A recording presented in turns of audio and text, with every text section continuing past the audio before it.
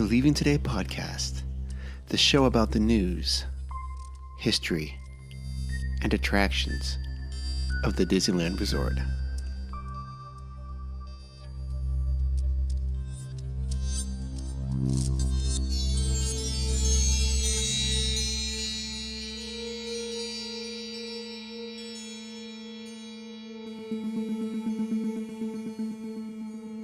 Well, come on, Wendy. Let's go.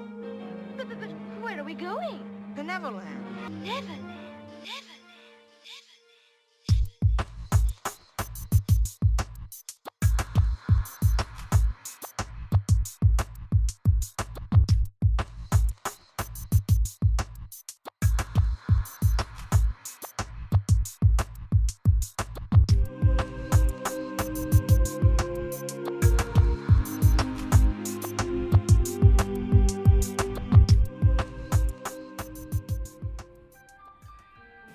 Hello, and hello. Welcome to the Leaving Today podcast, episode number 80. If you can believe it, I can barely believe it. Thank you so much for joining us. My name is Mark, one of the co-hosts here. Today, we are down one LTP member. Jess is off doing some stuff. And then we have Joey from the Disney Universe podcast stepping in. He's on my left. Hello, Joey. Hello, guys. Fresh from his polar plunge. Still cold. Still cold. Yeah. And across from me is the Trailmaster Puppets himself, Hury. Yo. Hello. All right. So welcome to this episode. I can't believe we've done this 79 times. This is our 80th time. So thank you so much for joining us. And if you've been here from the beginning, thank you again. Yep. Thank you. And if you were like Seth from last week who came in at 20, go back and then catch up and then go up again. And I don't recommend listening to it every single day. That could be too much. Yeah. Some people like it, though. Yeah, I know. And those people who do, thank you very much. Yeah. It is a huge compliment. Yes. Show notes for this episode and every episode can be found at leavingtodaypodcast.com. Also on leavingtodaypodcast.com is a link to our Patreon page, and we encourage you, if you're so inclined, to we have a monthly subscription of $1, $3, and $5 pledge. It helps offset the costs of running the show, and plus, since we had to renew Jess's contract, she's demanding a lot more money, so we have to somehow support her. The writer now that we have to deal with her every week is like, you're kidding, right? No. And of course, whenever she wants to go to the park, she can't drive with us. She has to fly. Mm-hmm. So we have to come up with money for her to fly. And so that helps, and she needs churros. When you guys have to fill in, it's got to be a J name. So it's got to be a J name. So you got to call me. Yes. I'm like, oh, man. So yeah, it's tough running this LTP business.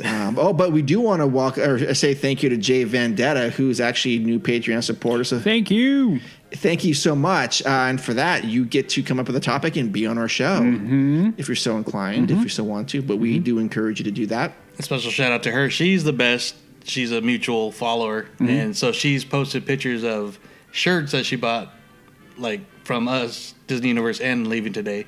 Mm-hmm. Oh, so I think she posted that. I want to say it was on Instagram. Yeah. So. Well, she sent us a picture of the shirt. I didn't think we put it on Instagram. Did we? No. Oh, she did. Oh, she did. Yeah. Yep. Oh, awesome. So she's a great supporter to have. Mm-hmm. Oh, good. Well, we were very happy to have you on board. All aboard. Yeah, and also if you're still buying stuff for gifts for maybe for Valentine's Day or whatever, you can go through Amazon on our link on our page. I just did that, unlike another certain co-host on the show that did not. What'd you buy? For work. Okay, well, very good. Thank you for supporting the show, would you? Yeah. You're welcome. Hey, cool. Yeah, sure. I'm glad I could help. Yeah, well, good. I've done that too. I bought supplements and a couple other things, some bike-related things through Amazon. Well, actually, I should not have said that because I did not go through Udi yet. He's going to talk to me after the show.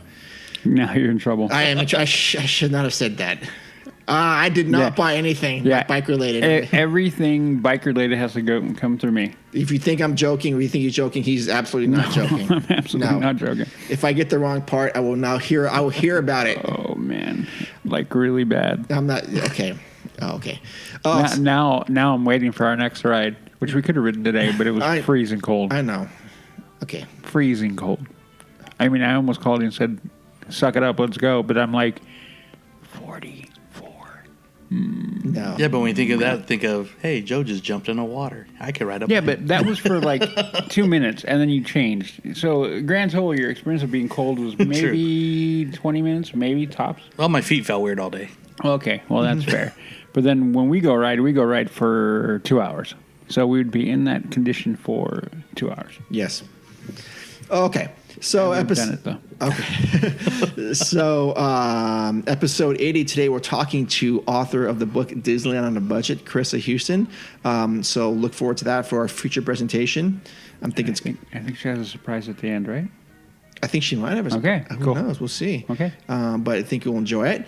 Then we have the news, and then we have, I don't know if one-on-one with Joey is going on today. We'll see what's going on with that. Jess is usually one-on-one with Jess, of course, but Joey might be stepping in. We have no idea what's going on. And in my defense, it was thrown in like 10 minutes before I got here, so. Yeah. No, it wasn't. It was like freaking 15, all right? I know. You had plenty of time. Plenty of time. Okay, and just want to remind you, listeners, that Sunday, March 3rd, we are having a special LTP meetup at the Walt Disney Family Museum with author Marcy Kirker Smothers. And what, Udi? Joey's going to miss it. Oh, hold on. We'll get to that in a second. Don't bring me in. Don't announce that yet. Well, Joey. And Disney historian, Disneyland historian, and co-host of Connecting with Walt, Michael Bowling. They were going to be there, and we were going to be there at. We want to meet at 10:30 and go into the museum at 11. And hopefully we'll have some little prizes for you guys, everyone that shows up. But check social media and let us know if you plan on coming so we can expect you. So that's something to look forward to. And usually I have a question, but today I don't. I did want to take a pause and take a moment and talk about the passing of Ron Miller. This happened last night. That would have been February 9th. And he passed away at 85. And Joey's going to say something about that. Yeah, and right now I'm just going to read what was tweeted out by the Walt Disney Family Museum's Twitter page. And they just wrote, with a heavy heart and deep sadness, we share that Ron Miller, husband of Diane Disney Miller, son-in-law of Walt Disney, president of the board of directors at the Walt Disney Family Museum, and owner of Silverado Vineyards, has passed in Napa, California. And if you were a regular visitor of the Family Museum, you probably ran into him. He was a good,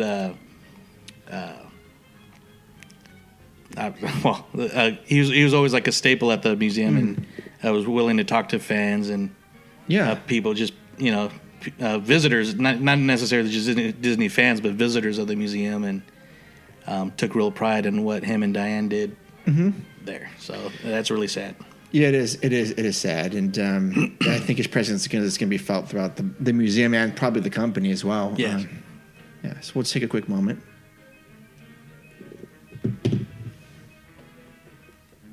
Okay, and we're back.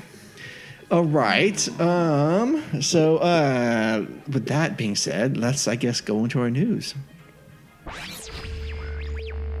You listen to me now. You are talking about things that you do not understand. Well, hey. Today's news is brought to you by Expedition Roasters Coffee, where they encourage you to brew your happy place. Yeah, and when you go over to the website, they have 2 different sample packs to choose from. Really, so if 2? you're not sure, 2 different ones. One is the fantasy, and the other one is the adventure. And they've just added 3 new teas. Oh, awesome. So, yeah, I think you should try those out. Okay. Yeah, so, and don't forget to, when you hit the checkout, hit LTP20, and you'll get 20% off your first order. And that, once again, that's LTP20. And that's Expedition Roasters Coffee, where they encourage you to brew your happy place. Okay. So we'll try to get through this news here. It's been a quick turnaround for us here at the LTP. Actually, we're not at the LTP Hideaway today. We're at an undisclosed location. LTP Bungalow. Yes, yes. There you go. This is the LTP Bungalow. I'll go with Safe House instead. The LTP Safe House. Yes, the LTP Safe House. There are no windows. There are no doors. We're just in a room. And there's always my way out. There's always my way out. All right, first news item is Space Mountain reopens after incident. Disneyland Space Disneyland Space Mountain ride has man. reopened following an incident last Tuesday in which a man named Joey climbed out of a ride vehicle while it was in motion. Joe, I knew that was you. Initial reports indicated that the man fell out of the rocket during the ride, but it was later determined that he left the rocket during the coaster's initial slow speed ascent. This is from the Orange County Register, quotes Anaheim Police Sergeant Darren Wyatt is saying, he didn't fall out. He had to maneuver himself around the safety mechanism. The man, described as Joey, in his 20s and is having cognitive delays. Yes, I'm in my 20s. That's not you. That is definitely not me. Was not injured, but was transported to an area hospital as a precaution. The ride remained closed for several days while the California Division of Occupational Safety and Health investigated how the man got out of the vehicle and why safety sensors did not immediately trigger an emergency stop. The ride was previously scheduled to close February 25th through March 14th for refurbishment. So we just kind of advanced that a little bit. Mm-hmm. Why, though? Why would they close it? No. Why would that guy do that? Well, what does cognitive delays mean? What does that mean? I don't know. He doesn't. Do you know what that means, Joey? All I could think of is they'd have to test, make sure nothing was dropped on anywhere on the tracks below. But I mean, No, he has. Oh, he has cognitive delays. Oh, what does that mean? That means he can't reason or something, or he doesn't. maybe. Okay, hold on. Okay, I don't want to say because I don't. Well, I don't know what it means. I hold on. understand. Okay, I'm sorry. A developmental delay can occur in just one area or in a few. Oh, okay. Global development, blah, blah, blah. I'm trying to read, I'm trying to get an actual definition. Of what a cognitive delay is? So I think what that means is that that is the clinical nice way of saying he's slow. Mentally, not as Gotcha. up on just slow mentally. So maybe he was panicking or something? Maybe. Or maybe he didn't maybe he didn't like what was going on, didn't understand what was going on, and kind of went, whoa, I want out. Gotcha. Okay. Well, I'm glad he did it then. Yes, I'm glad he wasn't hurt. Right. That would have absolutely. been Because horrible. that is you think about, I don't even want to think about it. Well, you go out in space on that ride. I know, right? You do. Yeah. So he'd have been gone forever, probably. Pretty fast. Yeah. Yeah. Oh, I'm glad they got that fixed. Yeah, no, but that is a good question as to why, because I know, Jess has alluded to, or not alluded to, but straight out said that there are sensors everywhere. Mm-hmm. So if anybody hops out of an attraction at any point in time, it should all shut down. Yeah. Instantaneously, but, Okay. very odd. I'm glad no one got hurt. Yeah, that is, long story short, or the good bright side or the silver lining is, he didn't get hurt. And now that's going down for refurb. That just gives them the extra time to check something else too. Yeah. That obviously needs to be checked. But I think it's open now, right? Is that what I said? It must be open now. I haven't heard anything else about that. Yeah. Okay, so moving on to the next thing. Popcorn buckets. Disney released the annual pass holder exclusive Steamboat Willie popcorn bucket last Friday, and it's reportedly already sold out. The $20 bucket. Joey, did you buy all these things again? Oh, man. Okay, the $20 bucket allows pass holders to purchase $1 refills. Through March 7th of 2019. I didn't know that you could get $1 refill. That's actually a good deal. Mm-hmm. Yeah, they've been doing this for a couple of years with certain buckets. Uh-huh. They used to do with the ones that actually hold popcorn in them.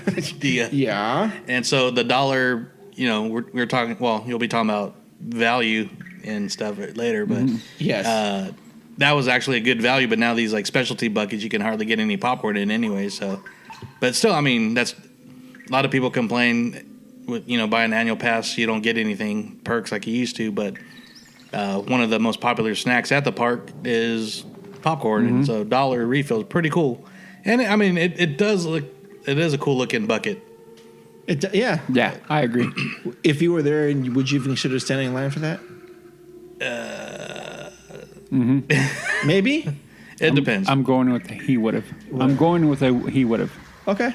I don't think it's anything. Okay, only because a lot of people get in line at the Main Street Hub, but they would also have them. They did with a Green Alien at New Orleans, the popcorn stand. Is that where they sold that one? Oh, they kind of sold it a little bit of everywhere.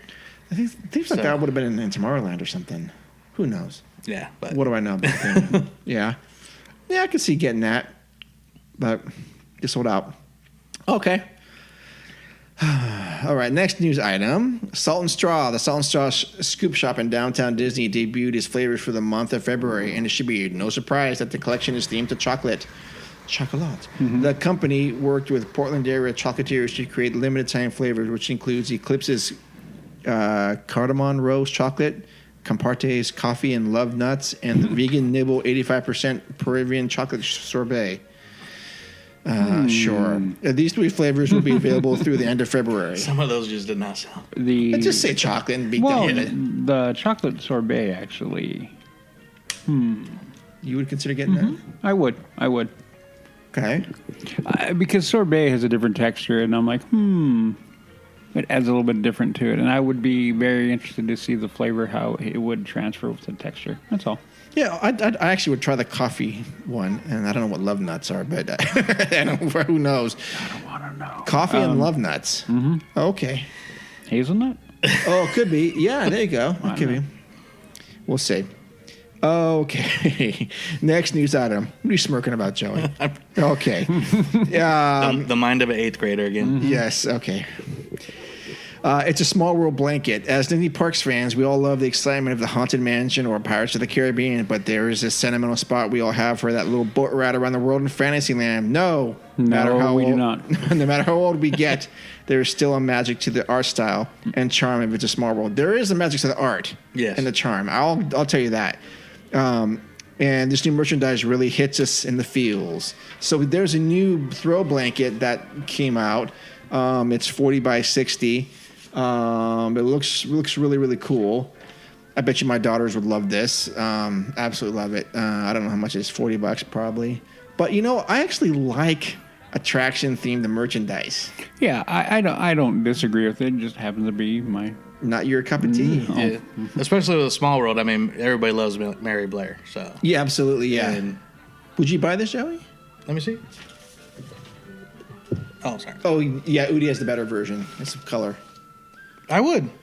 I'd definitely buy it for my aunt. My aunt's a big fan. She's a first grade teacher, so okay. She loves Small World, so I would definitely buy that for her. I think it looks nice, very colorful. Mm-hmm. Are you a fan of them incorporating more merchandise based on attractions? Oh yeah, definitely. Oh, There's something they were doing in the 90s a lot, and I'm glad they're starting to do it again. They really should. They really should. Yeah. Is there any stuff that they don't have yet that you would go out and buy for a certain attraction? Jungle Cruise. Oh, yes, absolutely, yes. I would say, well, my parents, when they went down, got me a Tiki Room shirt, so and it looks retro, but yeah, I'd say Jungle Cruise. Okay. Big Thunder. Mm-hmm. Oh, nice. There you go. I agree with both. Absolutely. I got my Haunted Mansion one last time, so Yeah. You do, yes. Because there's a lot of Haunted Mansion, a lot of pirates, so I like to see it. That's it. They've got that in spades. Yep. Deservingly so. Yeah, yes, yeah. That's good. Jungle Cruise, I would be behind that. I would too. Yep. Yep. And of course, I'd say Matterhorn, but I've never seen any kind of Matterhorn shirt. Not that I can think of. No. Oh. Yeah. Yeah. Did you happen, as an aside, did you happen to remember when they, for the 60th anniversary, they had those limited edition T-shirts for opening day attractions? And the Jungle Cruise one, there was the one that was green. I barely, yeah. And it had like the 60 on it. It said opening day attraction. There was that, and a couple others that they had. Yeah, Peter Pan. Yeah. It's like, I wanted to get that. I still want to get that. Okay, so I think it's really cool. I'm happy that they're doing this. No, this next item I thought was pretty cool. Disneyland is now selling reusable bags because people who aren't listening to the show in California, they don't let you, like when you go to the grocery store, they don't just give you bags anymore. You got to pay 10 cents per bag. So what happens is other stores start making these bigger bags you can buy for a few bucks, and you can just use it as your grocery bag. And I think that's really cool. So Disneyland earlier this week, I guess that's last week, they launched park-specific reusable bags that will be coming to Walt Disney World and Disneyland. That's the Disneyland Resort. And you can get them at the Emporium on Main Street. And I'm sure every other place has them. But what's cool about this is they come in 3 sizes. Small is $1, medium is $1.50, and large is $2. And they're really cool looking. They've got they're blue and white, and they've got like Space Mountain, It's a Small World. I think, is that an ad? What is that thing? Yeah. Oh, an AT, yeah. Yeah. And for $2 for the large one, I want that. Yep, I'd buy it. Yeah. I would. Hands down. Hands down, for sure. I think that's a really cool thing, and I think I'm going to try to get one next time I'm out there. Who came up with that idea probably goes to Trader Joe's a lot because they have the different sizes there. Oh, yeah, good, yeah. But, I mean, are you surprised that they're doing this for $2? The price point, yeah. I would think they'd set like $10, right? Especially the big one, I would say easily $5. Easily $5, yeah. Because I know some of them. You go to the Disney store, and I think I paid $4 for one for Christmas. Oh, okay. But yeah, that's definitely. Well, they're gonna sell out of these. Probably, I would imagine. I would assume so. Yeah, I would think so. Okay, but I like it. I'm gonna see if I can get one. Yeah, I'll try to get some for my parents too because my not to rag on them, but they're one of those that like my mom will have her stack for Walmart, her stack for Target, her stack. Like, just take one, and they don't care if you. Oh yeah, I just have one. No, I have my Star Wars one that Jess gave me. Yeah. Oh, okay. Yeah, it's right up there. It's a Star Wars one. Yep. Okay. Yeah, they're really cool though. Okay. Yeah, absolutely. Well, that actually was all the news I had for today. Yeah, not much going on. No. Other than the really sad news. Yeah, the really sad news. Yeah. Okay, so are we doing one-on-one with Joey, or what are we doing? Well, one thing we are going to do is this day in Disney history. Okay, so let's go to our. And So now we go to our next segment, 102, with Joey. That's not funny. I have nothing to say. weird. It just doesn't have the same ring. All right, guys. Yeah, yeah.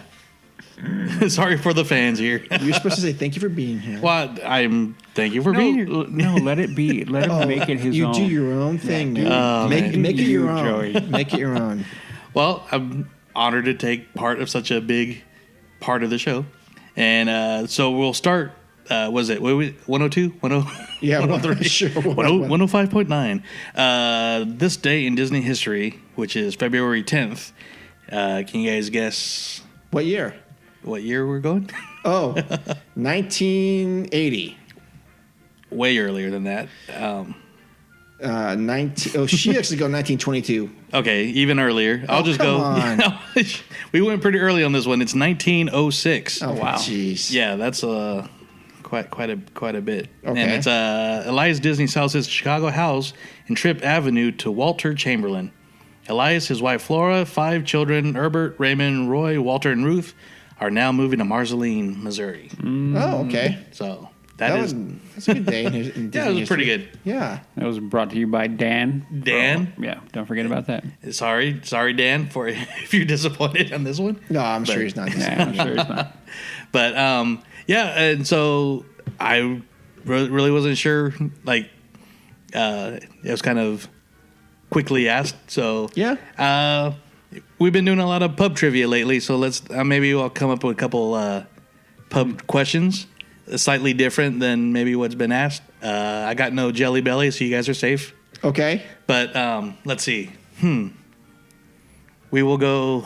You guys are pretty good with actors, right? Sure. Eh, Hey, we can't do any worse than song lyrics. I know, right? Let's just say that. Right. Well, see, I was going to do karaoke hour, but I figured. No. All right, so I will go with. Let's see. Mark. Yes, sir. Actor Cheech Marin has done voices for 3 Disney characters. Okay. Can you name the characters? And I'll give you a clue. Okay. One of them's a Pixar.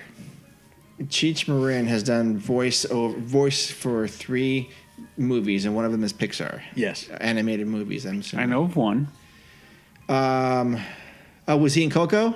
He was not. Okay, I'll give you a hint. Does start with a C though. it does start with a C.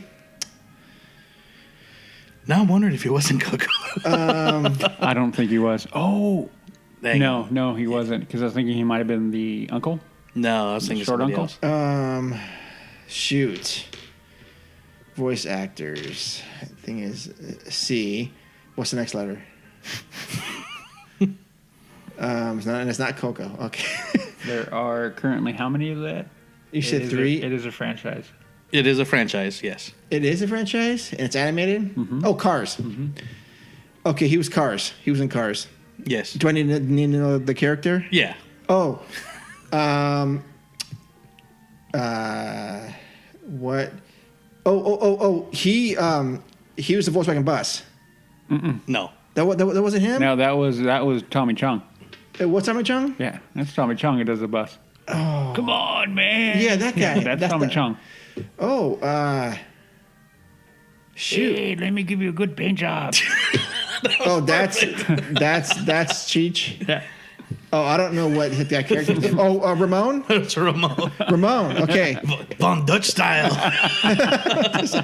And a correction, he actually did a small voice in Coco. See right there. the He uncle? was the corrections officer. I knew that. I So- did know that. Okay. Okay, 2 more movies. Wink, wink. I did know that. So Cars. Okay, Cars 2. We won't do the sequels. Sorry. Okay, shoot. Do you know any more, Udi? I'm trying to think of him right now. Okay. Give me. I'm gonna need a hint because I don't watch a lot of anime. Okay. Oh, was he in The Incredibles? He was not. Okay. He was a character. One movie that I'm thinking of at one time was the highest grossing Disney animated movie. Oh, Toy Story.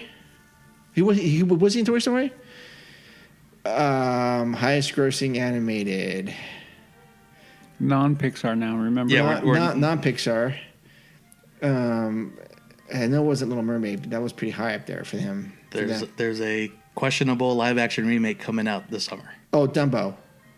No, hold on. Why? Of course, that would make no sense. He was No. not Dumbo. I just No, say I he remember said now. that. I remember now. Yep. Questionable live action. Really? A questionable live action one? Well, the question is, do we call it live action or not? Well, that's what we saw. What was that? Hold on. The Lion King.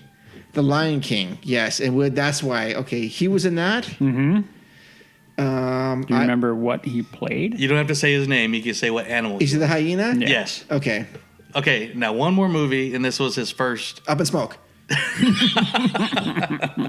That was Touchstone, wasn't it? That counts. yeah. Okay, then what's the third movie? Oliver and Company. He was a Chihuahua. Oh, I would have never. No. I'm not going to. Don't know that one. Okay. Okay. Good job, This, Joey. this is kind of like Whose Line Is It Anywhere, where the points don't matter and nobody cares. Udi, a fan of Dwayne Johnson, The Rock, Okay. did the voice for Maui. Right. He's going to be in the Jungle Cruise. Right. What other Disney movie was he in prior? The one where he's a babysitter, isn't that one? No. Fast and Furious. They're coming out with the. I Yeah. was going to say Fast and Furious, Tokyo Disneyland Drift. Yes. Nice. Let me think about that. Do I know this? Not as a voiceover, right? No, he was an actor. It was before he regained his muscle. Like when he trimmed up a little bit. Was it a major role? Yes, he was the main character. Huh. Disney live action. Disney And it Live. wasn't the one where he was a babysitter, or was he a hockey player? The He Tooth Fairy. was an athlete. Was it Tooth Fairy one? No. We see he wasn't called. Was it Baywatch? Was he a football player? No, He was a football He was a player. football player, and then he had the daughter. Oh No, that's a hockey thing, wasn't it? no. They're same movie. It's- You got the premise. Uh-huh. I can't think of the name. Who else is in it? Let's see. Kara Sedgwick, Rosalind Sanchez, Morris Chestnut. Morris Chestnut. He's in everything. Yeah. And doesn't he play for a Miami team in that? It's a made-up team. Yeah, I know, but Yeah. in Miami, based in Miami. Probably. What is that movie called? But you're on the. How many words in this title? Is it one? It's a 2-word. 2-word. It's not like the quarterback or something like a play on word for that or something. It's a play on a sports term.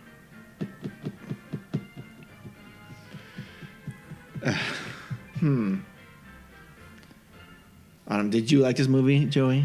I did like this movie, Okay. and for one specific reason, The Rock is a big Elvis fan in the movie because he's called the King. So he Oh. actually sings a couple Elvis songs. He does, huh? Okay.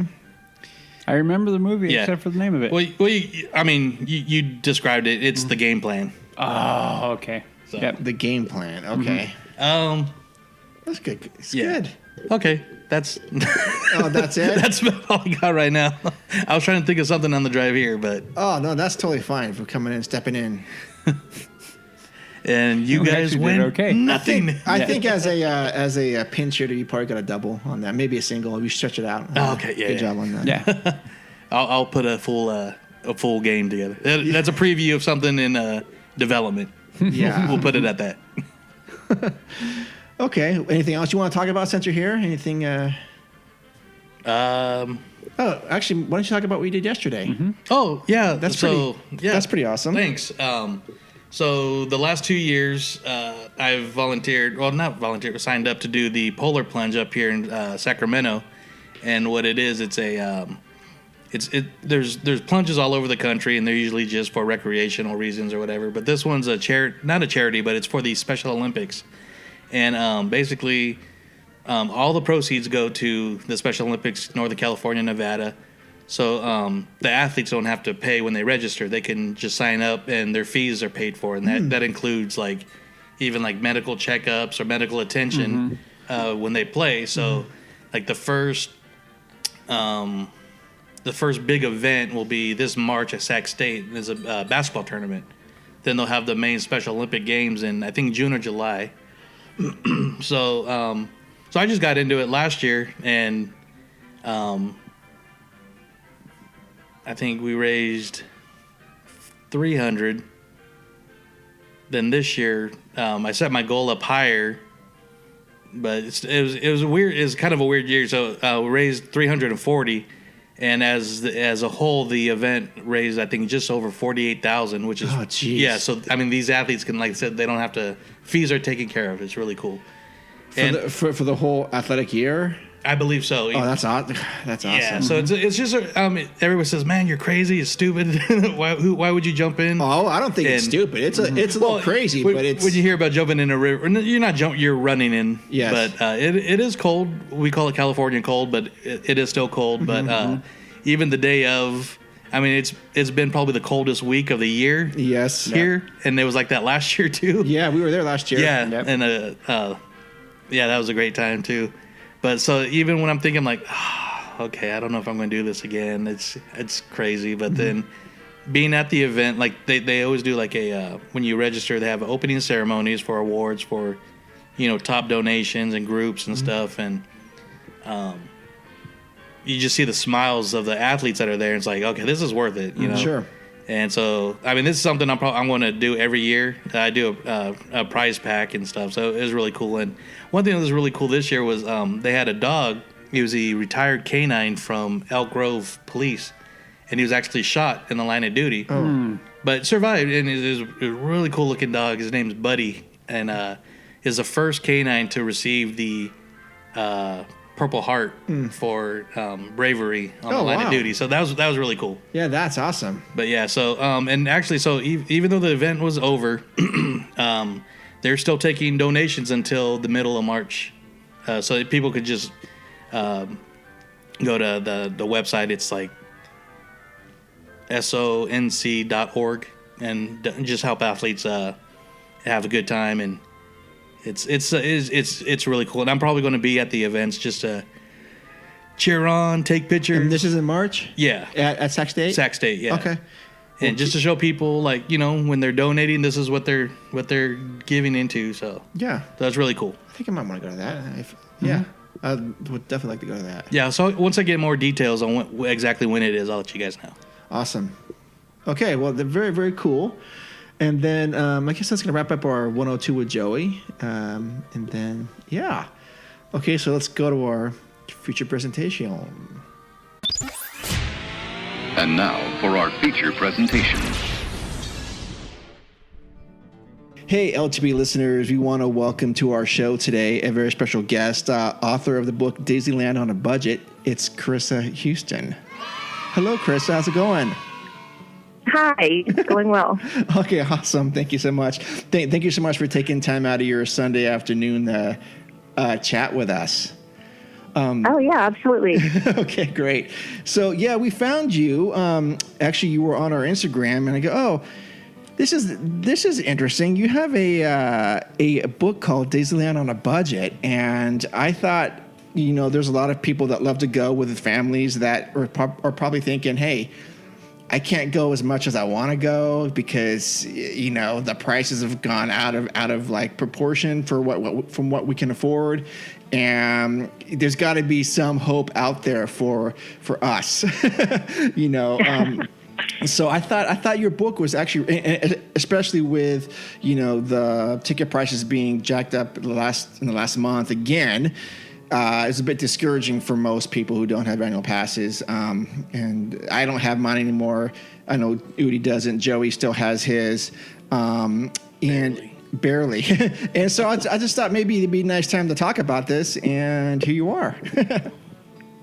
Perfect.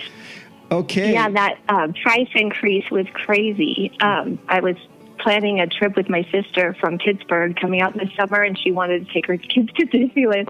And from one day to the next, we planned it, and then it went up to 150, on the date she'd be here. And she has 4 kids, and so we're like, forget it. Oh, wow. So for some people, it is just a deal breaker. Mm-hmm. So she made other plans. So there are some people that will just not deal with it. But if she wanted to, she knows that we could do it in a cheap way. But yeah, that price increase was just really drastic for the peak days, I think. Absolutely, yeah.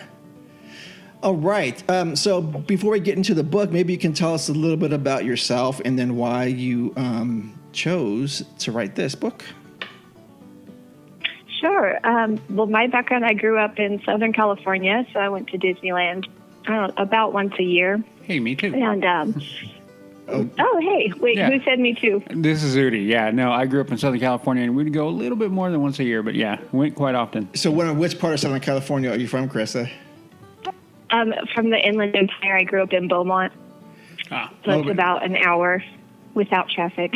Okay, and how far is that for you from you? That would have been, because I grew up in East LA, so how far would that would have been? That would have been a little bit away. You're like on the opposite end of LA, from what Yeah, in the Inland Empire. Yeah, if I have my geography correct in my head, yep.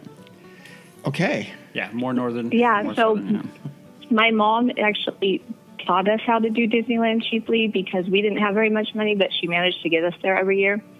But we'd do it in one day. I'm sure they didn't even have annual passes back then, but we would do it all in one day. From park open to park close, and somehow drive home at night, my parents. But she never spent money at Disneyland. I think she bought us sweatshirts once because it got super, super cold.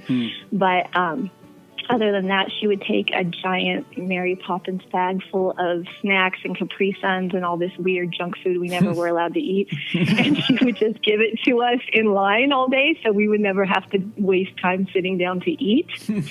And so that was my Disneyland touring style for about 4 years into our annual passes. I couldn't stand to sit still at all because I thought we were missing something. Oh, yeah, right. And then just as an adult, I was in Central California. We lived there for about 15 years, and that's when we started going to Disneyland when my son was 2 and my daughter was 2 months old. And we bought annual passes, and we just never stopped them for 12 years. So, and that's it. So we just go a ton, and we don't have passes now. We ended them in October. So we're kind of trying to dial back the Disneyland this year for multiple reasons, but not for money reasons. Yeah. Okay. Well, that sounds so. It sounds like Disneyland is ingrained in your background and part of your growing up, right? Oh yeah. I mean, I just love Disneyland. My mom always used it as a example of the best customer service, the best janitorial service. Just everything was so clean and nice and everything there, and so. a little wayward in the last couple of years with that stuff. But yes, for sure. You guys notice that too? Yep. One thing about us is that, we are a podcast built on we love Disneyland and we love the park, but we don't necessarily drink the Disneyland Kool-Aid. I mean, if something's not good, we'll tell you it's not good. So we're not one of those podcasts that tries to, make everything sound nice all the time. I think we're more realistic than some, but. Yeah, I like that about you guys. Oh, well, thank you very much. Yeah. That's one of the things we try. One of the compliments we get quite often, believe it or not. Yep. Yeah. So, I mean, but it's funny that you say that because I grew up in Northern California, and my mom, I grew up as a single parent, and it was a big deal for us to go down once a year to Disneyland, and we would go we would go on a Friday and come back Sunday, but we would do Disneyland one day and Knott's Berry Farm the next day. But as we got a little older, we kind of realized that, Disneyland was actually better on 2 days, and we would just skip Knott's Berry Farm. But it was one of those one of your trip things for us that we absolutely looked forward to. And, I still think about that kind of stuff. Yeah. Yeah, for sure. Okay. What about you, Joey? Didn't we talk about this with you before? Yeah, I think so. I'm sorry, what? Oh, well, Joey's here, and we had him on the show a long time ago, and we actually talked about his Disneyland background as well. You're from Stockton area. Yeah, dodging bullets growing up, but we would we go to Disneyland maybe once. So we'd go once a year to the actual Disneyland and start saving up, as the year went. We'd also go to San Diego on spring break, but we'd still stop at the hotel and still get as much of Disney as we could back in the old days. And the old days. I still collected my maps because as a budget, some of my favorite merchandise or souvenirs were the free maps growing up. Oh, the free maps. Yeah, when they were good, they're books and you're right. Better descriptions and everything. Absolutely. Yeah. Okay. All right. So, Carissa, what was the deciding factor here for you to write this book, and for whom is your target audience? Well, we started going a lot. Obviously, we ramped it up to going about 30 days a year. Oh, probably I'm 7 or 8 years ago. Mm-hmm. Yeah. But before then, we were going quite often. We were getting annual passes, and all my friends and family, when they would go to Disneyland, they would ask us, when's the best day to go, where to stay, all that stuff. And I was always writing 2,000-word emails to my cousins or whatever to tell them how to do Disneyland in the rain, because they would panic, oh my gosh, it's going to rain and ruin our lives, Oh, I love it in the rain. Yeah. And so I would always just try to explain to them, but I over-explained. So I said, I'll just write a book, and then if somebody asks me, I'll just be like, here you go. So that was my main thing, and I'm like, I'll just, put it online. I keep it real cheap. I'm not really making any money off it. I give away more books than I sell, but I like to have it just for people that say they can't afford it, because there are definitely a lot of people that cannot, but where there's a will, there's a way, and I think that there's just a lot of regular old-fashioned budget advice that people don't follow that could help them get to Disneyland if that's their goal. Well, good. Excellent. Yeah. Wow. So, did you have to do a lot of research on this, or was it just from real life experiences that you drew from as far as getting the book started and outlined and whatnot?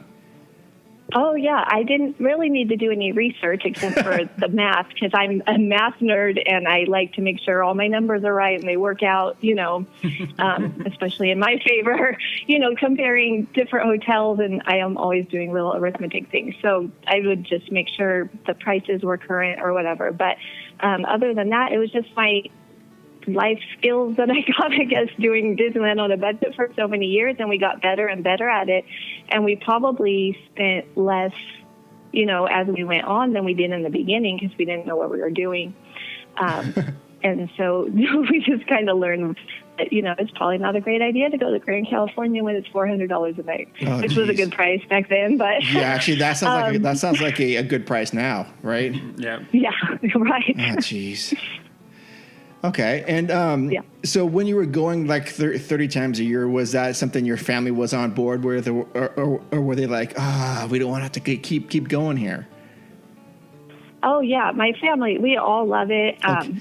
My husband was actually a Disney nerd when I met him, which was really shocking because he was like musician, bartender, tough guy, but he was like really loved Disney, and I thought that was weird for an adult because I was already out of the Disneyland phase. But once we had kids, you have to take your kids to Disneyland, and once we started going back to Disneyland, I was like, oh yeah, I do love it. I'm not all Disney crazy all the time. Like, I mean, I would totally beat you guys on that lyrics game you played the other time, but you all the movies and music, but I'm not totally all for Disney. I'm more for Disneyland than just actually Disneyland than anything. Oh, well, okay. Well, next time Jess does something like that, we're going to have to call you and see if you want to play with us, because I was completely lost. Oh, yeah. Yeah, you could tell that we were kind of like, wow, okay, where are we going to go? Yeah.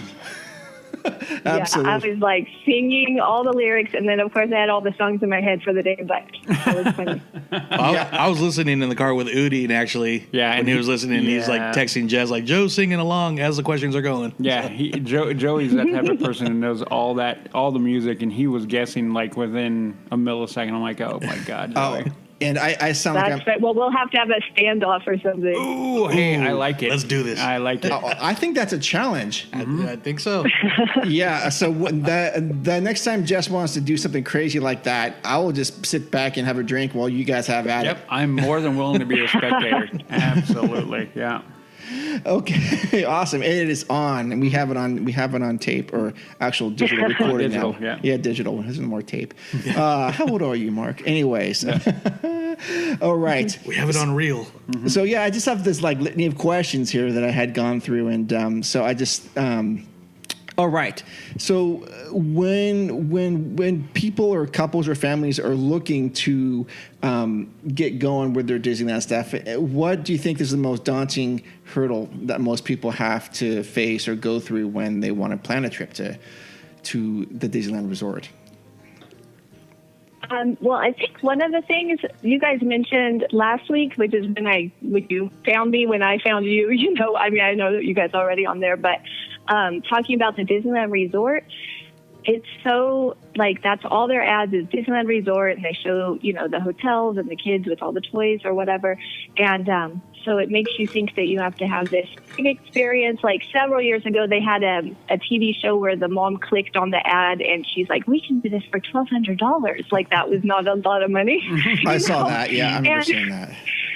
Yeah, and then also there's like people that are familiar with Walt Disney World. I've never been there, but apparently it's all driven by character meals and Bibbidi Bobbidi Boutique and staying in a bubble or something. Mm-hmm. Yes. So that's not how it is at Disneyland. Like, obviously it's not about the food. It's just about the rides and being in Disneyland and all the little details. And it's not like, I think I've made a reservation at a restaurant once, and that was for the Lamplight Lounge. It's not really a big deal there, and that doesn't drive my day. I don't plan things out in advance and all this. So the Walt Disney World thing, where it's like a super giant experience, it doesn't have to be like that. Like, you can just buy a one-day ticket, not spend any money, take some jerky in your bag or whatever, and still have a really great day. You don't have to buy all the add-ons. So I think that throws people off, is they think they have to take, like, because they offer the 3, 4, 5 day tickets. You don't need that long, but people start thinking they do. And so when you add that up, it's huge where, really you could get to Disneyland for 4 people with food and a hotel for like $650 if you wanted to go for one day. And so, and that's a lot of food, So it's not as expensive as people get in their head, but it's hard when the tickets are, at least $104. You really want to get your money's worth, so it stresses people out too. Yeah, gotcha. And it's interesting you bring up the comparison to Walt Disney World to Disneyland. And actually, first off, do you think it's a resort, or do you not think it's a resort? I am the one that said it, well, I guess technically as a resort based on other people's definition. But to me, if I said I want to go to a resort, I mean I want to lay at a pool and not get up and drink. Like, that's a resort. And Disneyland is very active for us. We walk between like 10 and 17 miles, according to my husband's phone. Yeah. And so it's not a relaxing experience. It's very fun. But the only time it feels like a resort is when we have stayed at the Disneyland Hotel or Grand Californian and we spend a lot of time at the pool. And then you feel like you're at a resort. You know, that's really relaxing and more resort-like. But I want to go to the parks. And my kids don't want to get out of the pool. And I'm like, that's a $400 a day swim, kid. You know, we have a pool at home. So, so to me, it's not a resort. I don't like the branding of that. I think it's stupid. I probably have stronger feelings about it than I need to have. Yeah. No, we can't argue that, though. I can't argue that with you. I think that's funny. I think it's stupid. Yeah, I think it's stupid. That's well put. It's funny, though. Just last week, though, they released a new shirt because the Super Bowl came out, and the front of it says, "Where are you going next?" And the back says, "I'm going to Disneyland." And I noticed that the logo did not have the resort moniker on it. And I was pretty happy about that. Nice. Yeah. Well, if the Rams had won, I would have totally bought that shirt for my kids. Oh, yeah. Shoot, we can go on about that. But anyways. We have one Rams and one Raiders in the house. I don't even know what's what, so that's all I know. Oh, that's fun. I think Udi's on both those teams now. That was me growing up, yeah. Well, no, we had four football fans in the house. 3 of them were Raiders, 1 was a Rams fan.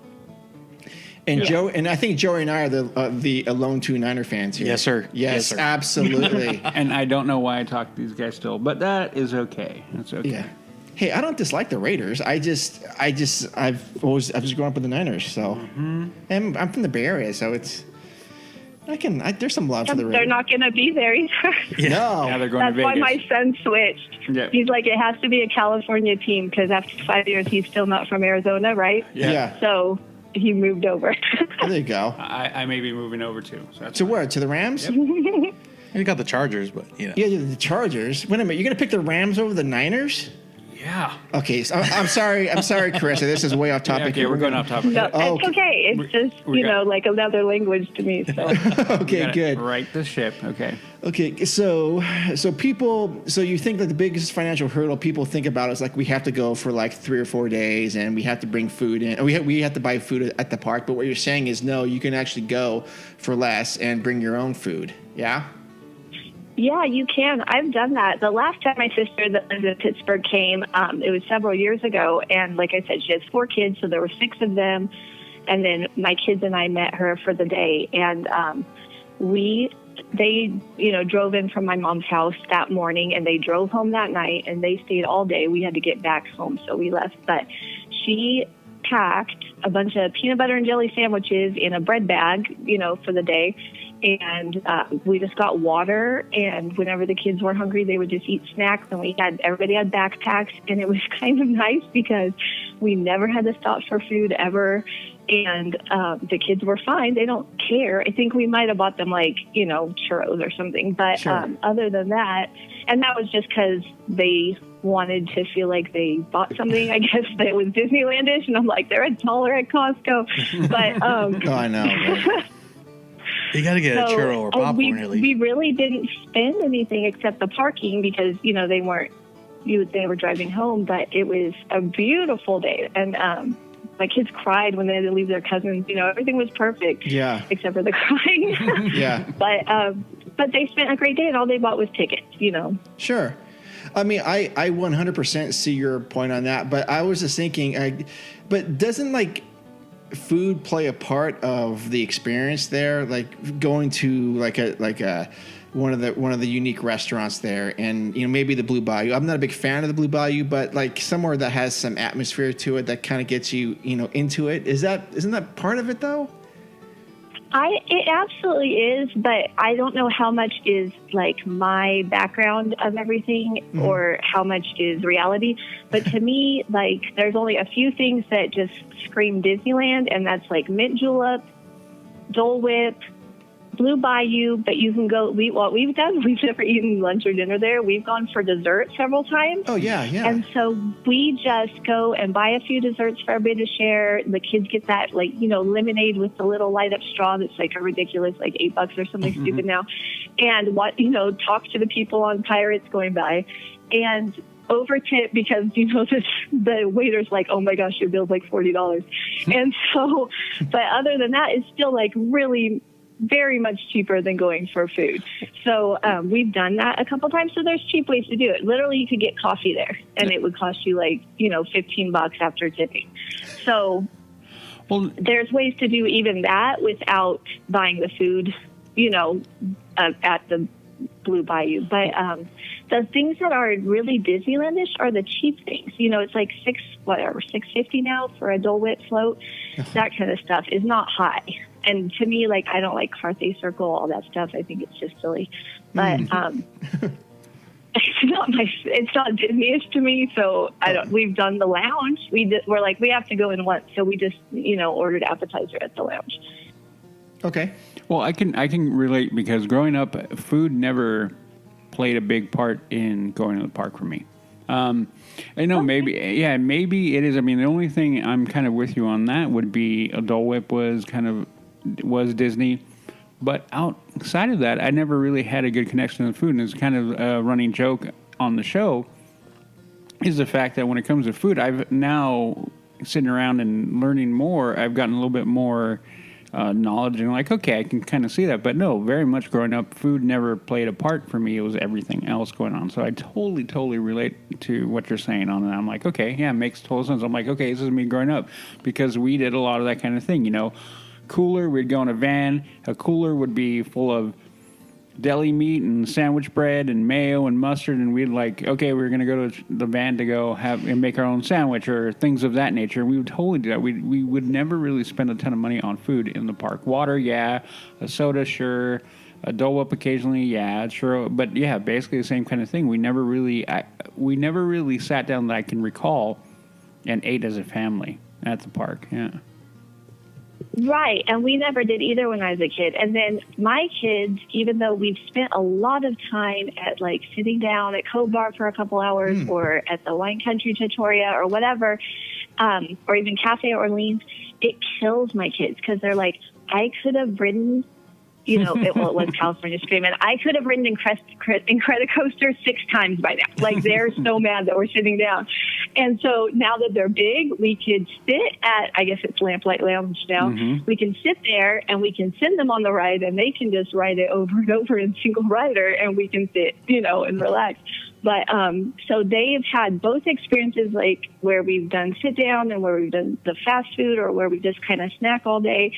And they really just prefer to snack because they kind of rebelled about last year. And since then, we've not sat at table service because it literally drives them crazy knowing that they're on ride. Okay. Gotcha on that. So that's a kid's perspective, is that they don't give a crap about the food. Yeah. I guess. Oh, yeah. No, yeah.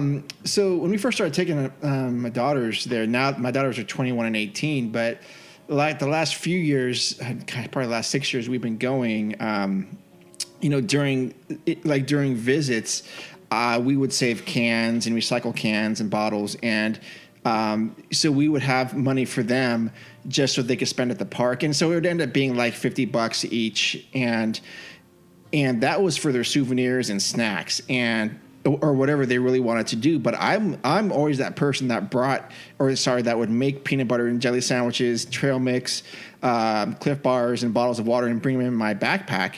And like the first day I did that, my daughters were like, well, I don't want this. I want a corn dog. And I go, well, you can go ahead and get a corn dog. That's going to be $9.50 out of your $50. And they go, well, I don't want to spend my money on it. And I go, well, no, that's exactly right. And that is the point of all this. I don't want to spend my money on this either. We have food. And they go, oh, well, I think I'd rather just eat the food that you brought. And I go, yeah, that kind of makes sense. Oh, that makes all the difference. Like, my kids have always, probably like the first couple of years we bought them way too much stuff. My house looks like a Disney store, even though they're big. So, but after a couple of years, we're like, okay, we've bought all the souvenirs that we ever need in our entire lives. and we started making them buy their own souvenirs. And then my daughter would always spend her money on souvenirs. She would always make sure she had enough to buy one of those stupid stuffed animals. So we have hundreds of stuffed animals we can't get rid of because nobody wants them because of dust mites, Yeah, right. But, I'm like, they're $30 brand new. They've been sitting on the shelf and nobody wants them. But my son is very frugal and he wants nothing. He's like, yeah, I'm saving up for a guitar. No thanks. But with the food, one time we told them, for every Coke that you have an opportunity to buy and do not buy, I will give you $3 at the end of the trip. That was when the Cokes were $3. Oh. Now they're $4, I think. Wow. So those kids made like $25 each on that trip. And then after that, I'm like, okay, we definitely had fun at Disneyland without buying Cokes. We are never buying Cokes again. And we really don't. So now we don't even have, that cost. Because they would much rather go, get a water cup, which they always have ready. They don't even have to ask for it. They just go and grab it. Sure. And they don't, obviously I'm not going to offer them the money every time, but they really thought it was cool to get paid. And then they realized it was not a big skip it. Right on. That's pretty funny. Well, see, Joey still buys, I think, more souvenirs than anyone I know. Right? I hardly shop when I'm there. Really? Yeah. What I mean, you always have So those what do you buy? Do you buy the popcorn buckets? That's my husband's thing. You know what? I've bought a few, but but ones that I like. I know that there's that group of Disney fans that like, I don't know what that is, but I want it, or I want that just to have it because that's a popular thing. So, but like the Green Alien, I got that one just because it was cool. I like Toy Story and the Green Aliens and Oogie Boogie, but I didn't need to get the second edition Oogie Boogie that came out this past year. But I did. Yeah. We didn't have to get that. No, but all the different balloon ones that came out, and no, I'll get a few of the popcorn buckets, but I don't go crazy or like I used to. I guess when I was younger, I was collecting the other than the maps, but even like I can't even think. My sister makes fun of me. She's like, "Oh, you collected the napkins and stuff." But, Well, you collected those Funko Pops that come out there too, right? oh, just not all of them. Just I only got 2 on timing. So. Wait, do you collect napkins? Because I have like 20 60th anniversary napkins. I used to. Actually, the last stack of napkins I actually took was from the one time I was at Club 33. So, but that was on principle. So that you went to Club 33. Did you say the last time? Like you've been multiple times? No. The one time. Sorry. Oh. Do you know that, oh my gosh, this is so awful. Like many years ago, we had just gotten back from Disneyland and my uncle called me and he said, you need to come to Disneyland tomorrow because I can take you to Club 33. Oh, shoot. I didn't know what it was. And I was like, oh, we just got back from Disneyland. Oh, no. And I totally could have gone. I didn't know what it was. And so that was a missed opportunity. Yeah, I guess I do collect, but yeah, I don't go crazy. No. My collection is the food. I'm a foodie. Okay, so you've been sitting here in silence as Chris has been saying you shouldn't be eating. You've been going, right? Well, but when I was a kid, like we did all the sandwiches and stuff, and this is how long ago it was because we used to stay at the KOA. That was there. Yeah. So we, not only sandwiches, but we had, leftover fried chicken and stuff bringing into the park. And Yeah, but back in the day though, and I keep telling this to my daughters, is that we would just park right there and walk in, and there used to be like picnic grounds to the left. Yeah. Yep. They're still there. Are they still there? You never see They're people hidden there anymore. Yeah, they're back in the corner. Hey, do you guys know what I saw? Like, I swear I just found it this year. I didn't even know it was there. Like, if you get off the tram when you're walking into the turnstile, on the left, there is a huge picnic area. It just looks like big hedges. It's gorgeous in there. There's tons of picnic tables. Yeah, it's like topiaries.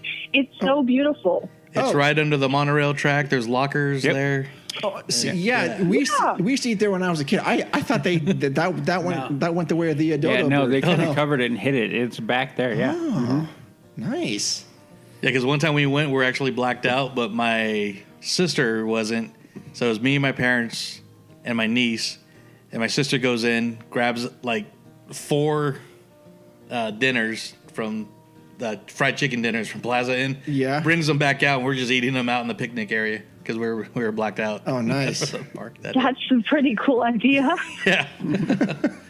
But how anticlimactic of a day is that? If you go, I'm going to go. Oh, I'm blacked out. You're going to sit I don't know. That fried chicken is pretty fun. It was the time we knew we were going to be blacked out on that particular day when we were down there. And so it was a downtown Disney day, just to there you chill. go. And, yeah. But we were in the mood for mashed potatoes and cracked chicken. So Cracked chicken. Right on.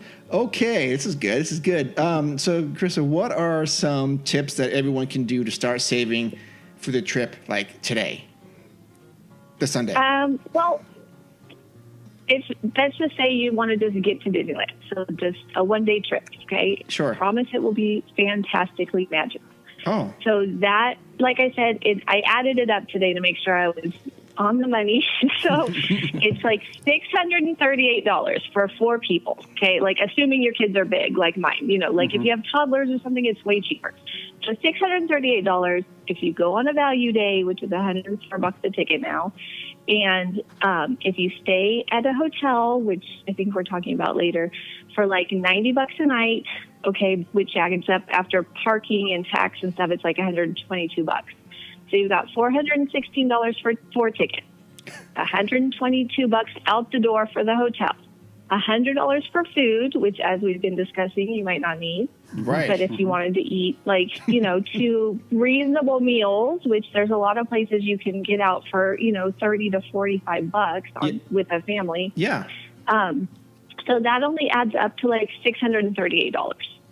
So that is pretty, it sounds awful for a one-day trip, and I know that's like first world issues, but $638 is a great vacation budget.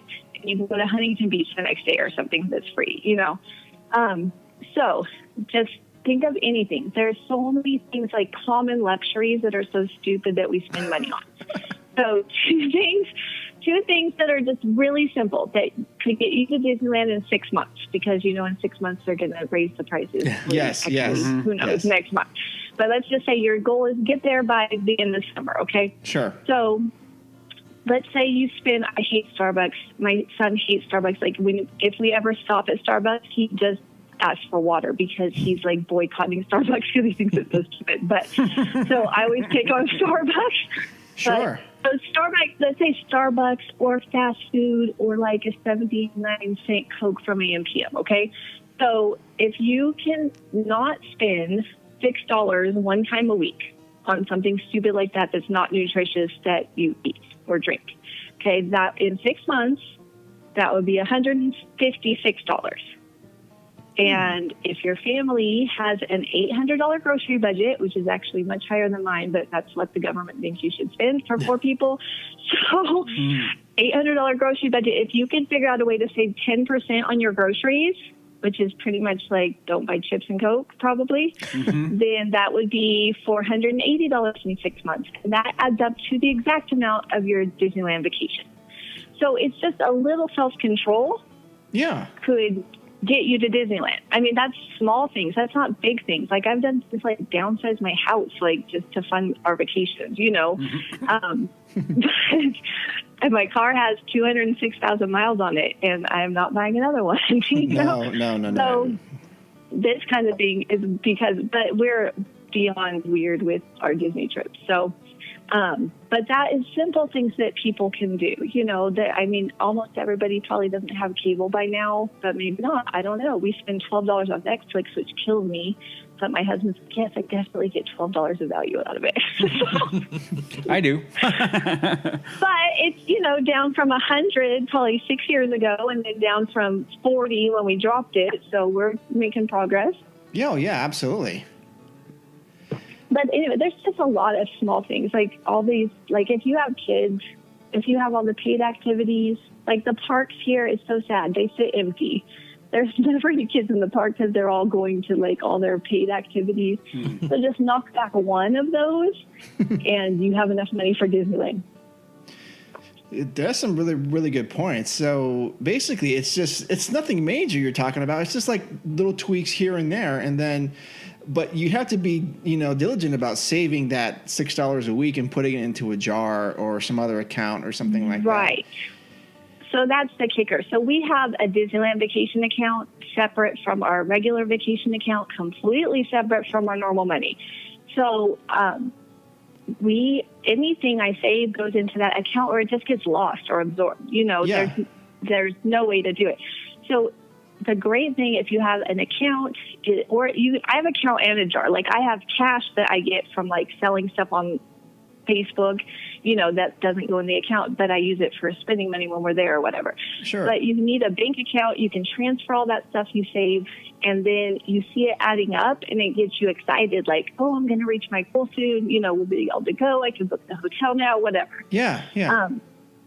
But yeah, you definitely need to set it aside and not just be like, oh, we're going to cut these things out, because then you'll be like, oh, well, the electric bill was higher this month, or, anything can happen. Sure. Or, oh, I want to go to the movies. But if you go to the movies and you just spent $8 on stupid popcorn and candy and, so. Yes. Yeah. And I mean, that's my other thing is I'm always like cringing. We went to the county fair this year and we got in free because my daughter was in 4-H. I was dying. The Cokes were like $10. There was $10? The rides. It was ridiculous. It was like the rides were like, I don't know. We got 4 or 5 free tickets with her thing, and we could not buy more. It was killing me. I'm like, how does somebody come to the fair and like eat all day and buy all these ride tickets? They could have gone to Disneyland, And it's just those weird little things like bowling or golfing or like mini golf or going to the arcades, in the mini golf place, movies, all this little stuff that's like, oh, a fun family day. And if you just don't do that and maybe go hiking instead or go to a free museum or whatever, then you can save that money and still have a lot of fun. Just make your choices. But everybody, this is a Disneyland thing, so I assume everybody likes Disneyland. Right. But everybody obviously doesn't like Disneyland. But if that's a priority, then financially you can make it a priority. Very, very good points. And now that you say this, I mean, I wish that Disney would bring back their Disney savings accounts.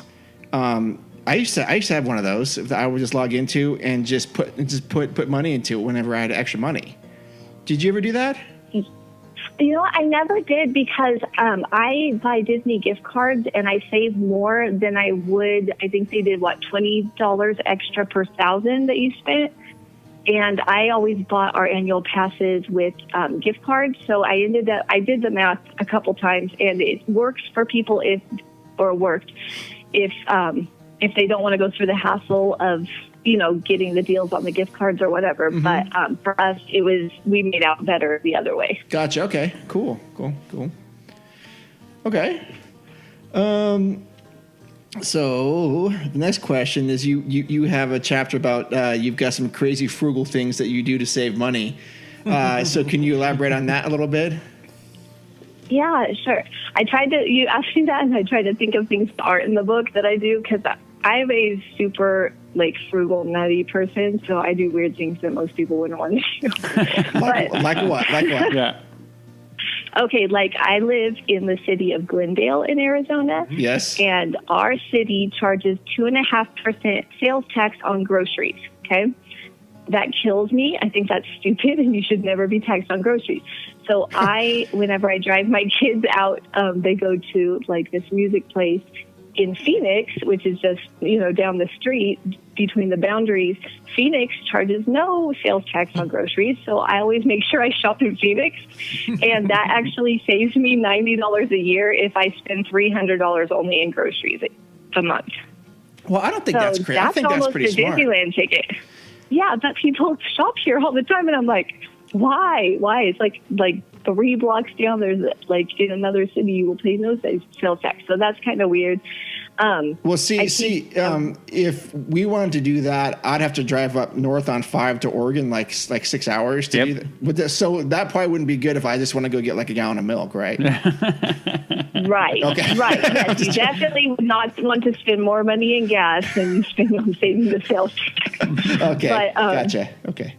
So I hire my son works as our pool guy, which is we homeschool, so that's like his ongoing science project because he hates science, but he loves money. So he has figured out how to maintain our pool. Economics, and right it's there. amazing. Yeah. And it's really sad because I only pay him $20 a month to do the pool. I decided that was my threshold of not learning how to deal with it myself. Oh. So he only gets $20. The pool guy at our last house got $100. So, I save $80 a month with that. Yeah. He also is our lawn guy because I don't really want to do it. Until your and he son only makes $20 a month for that. Yeah, until your son catches on that he's getting lowballed here, right? Oh, no, he knows. But I told him, I said, this is the choice. You can do it for $20 or you can do it as a chore for free. Oh. So he's like, great, I'll take the $20. Gotcha. Okay. Gotcha. Nice. But the money just keeps it like it's a job. You actually do it on Saturdays, that kind of thing. Sure. So I don't have to pester him because he wants his cash. And then like just some things, we travel a lot besides Disneyland. But wherever we go, I try to not spend money as much as I can. Like if we go somewhere, like when we went to Philadelphia last summer, we had to buy the Philly cheesesteaks because you have to do that. But other than that, we only spent money on parking, that kind of thing. Yeah. So anywhere else we go in town, we like to explore. We like to go places in Arizona, California, everywhere. But on all those trips, we keep it really frugal, like stay at really cheap hotels, whatever. So I spend less money there, to be able to splurge a little bit to go to Disneyland all the time. Mm-hmm. My other stuff is like weird mom stuff, like I weigh all the ingredients of all my food so I know how much all the dinners cost. Okay, now that is really crazy. That is crazy frugal right there. Yes.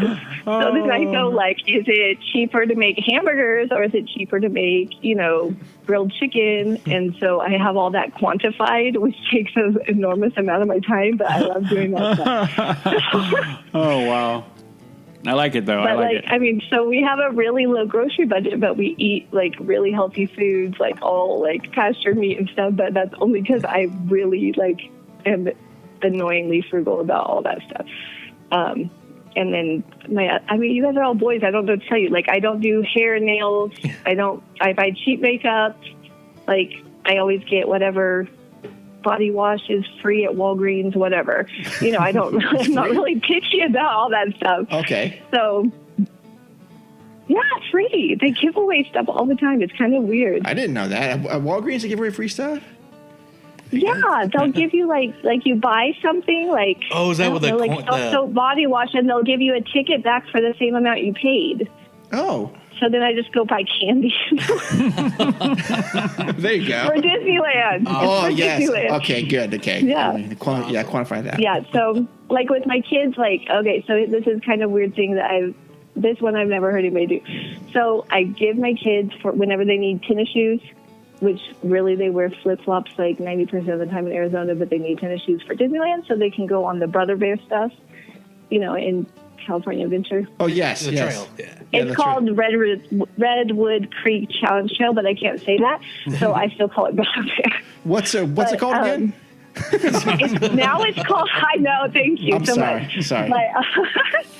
But so I give them a $25 budget for sneakers, which is really, really low, but Amazon always has something like name brand that cheap for them.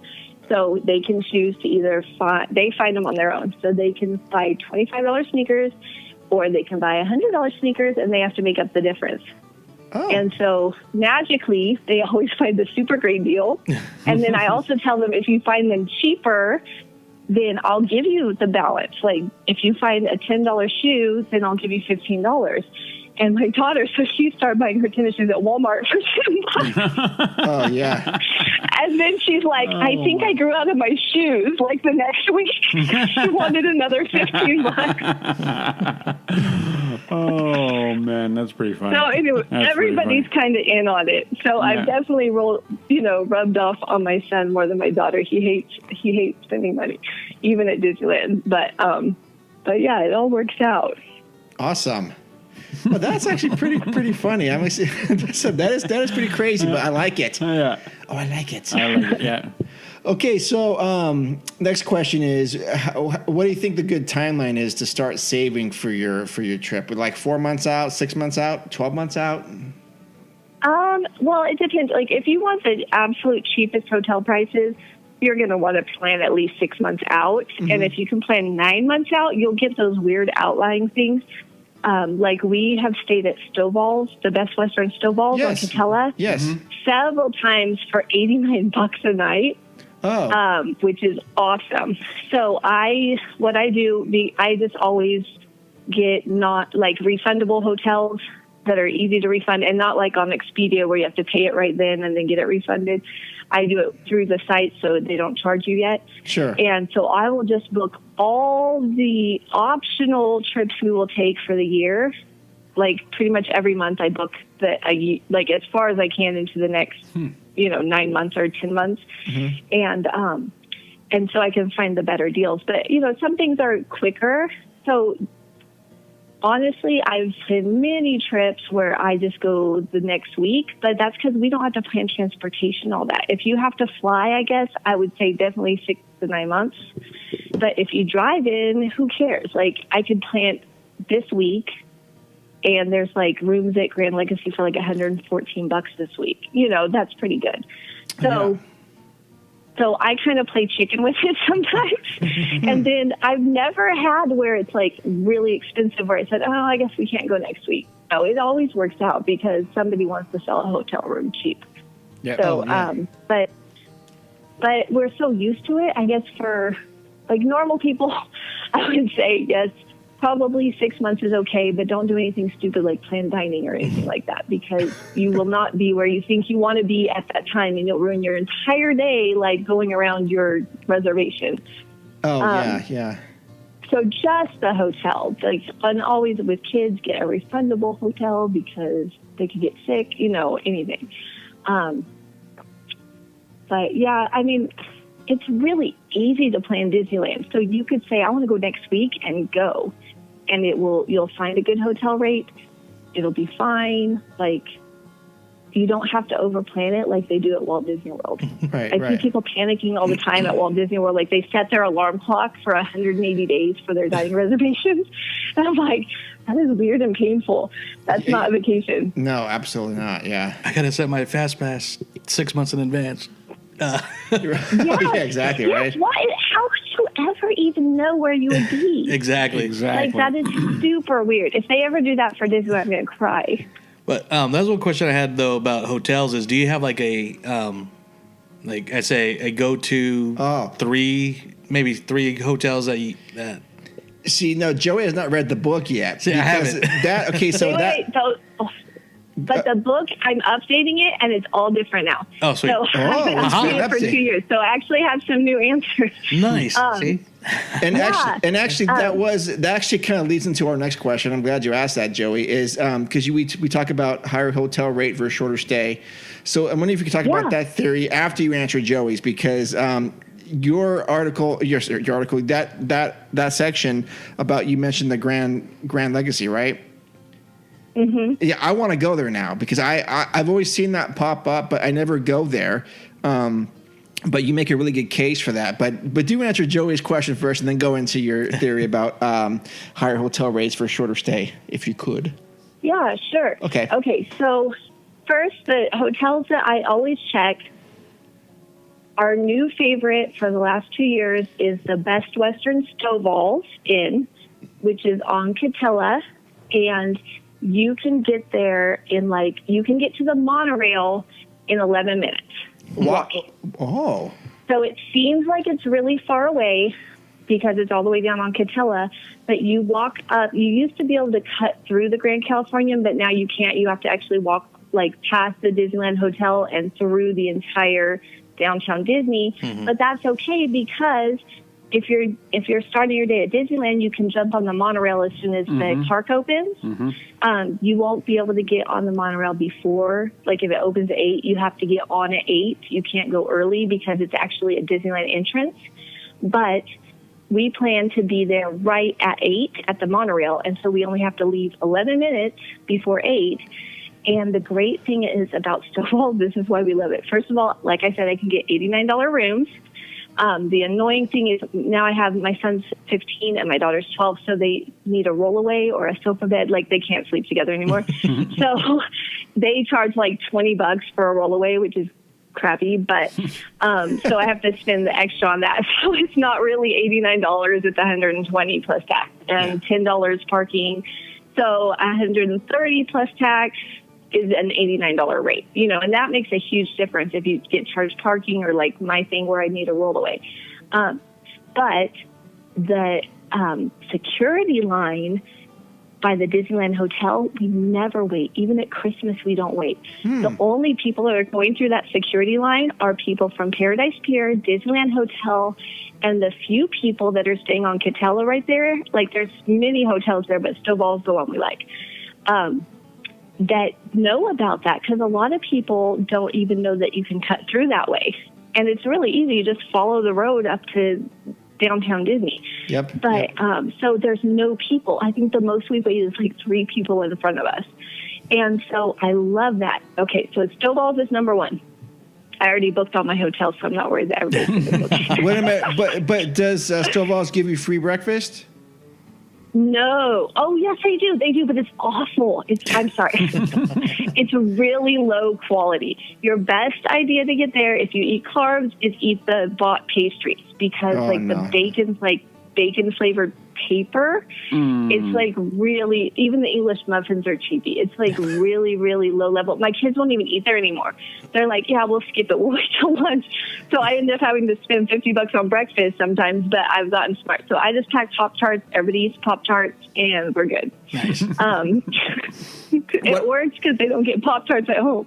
Okay, so wait a minute. Pop-Tarts, are we talking about the frosting or non-frosting? And there is Pop-Tarts with no frosting are like weird pie crust. Thank you very much. Good. Now, is there actually an argument for the plain?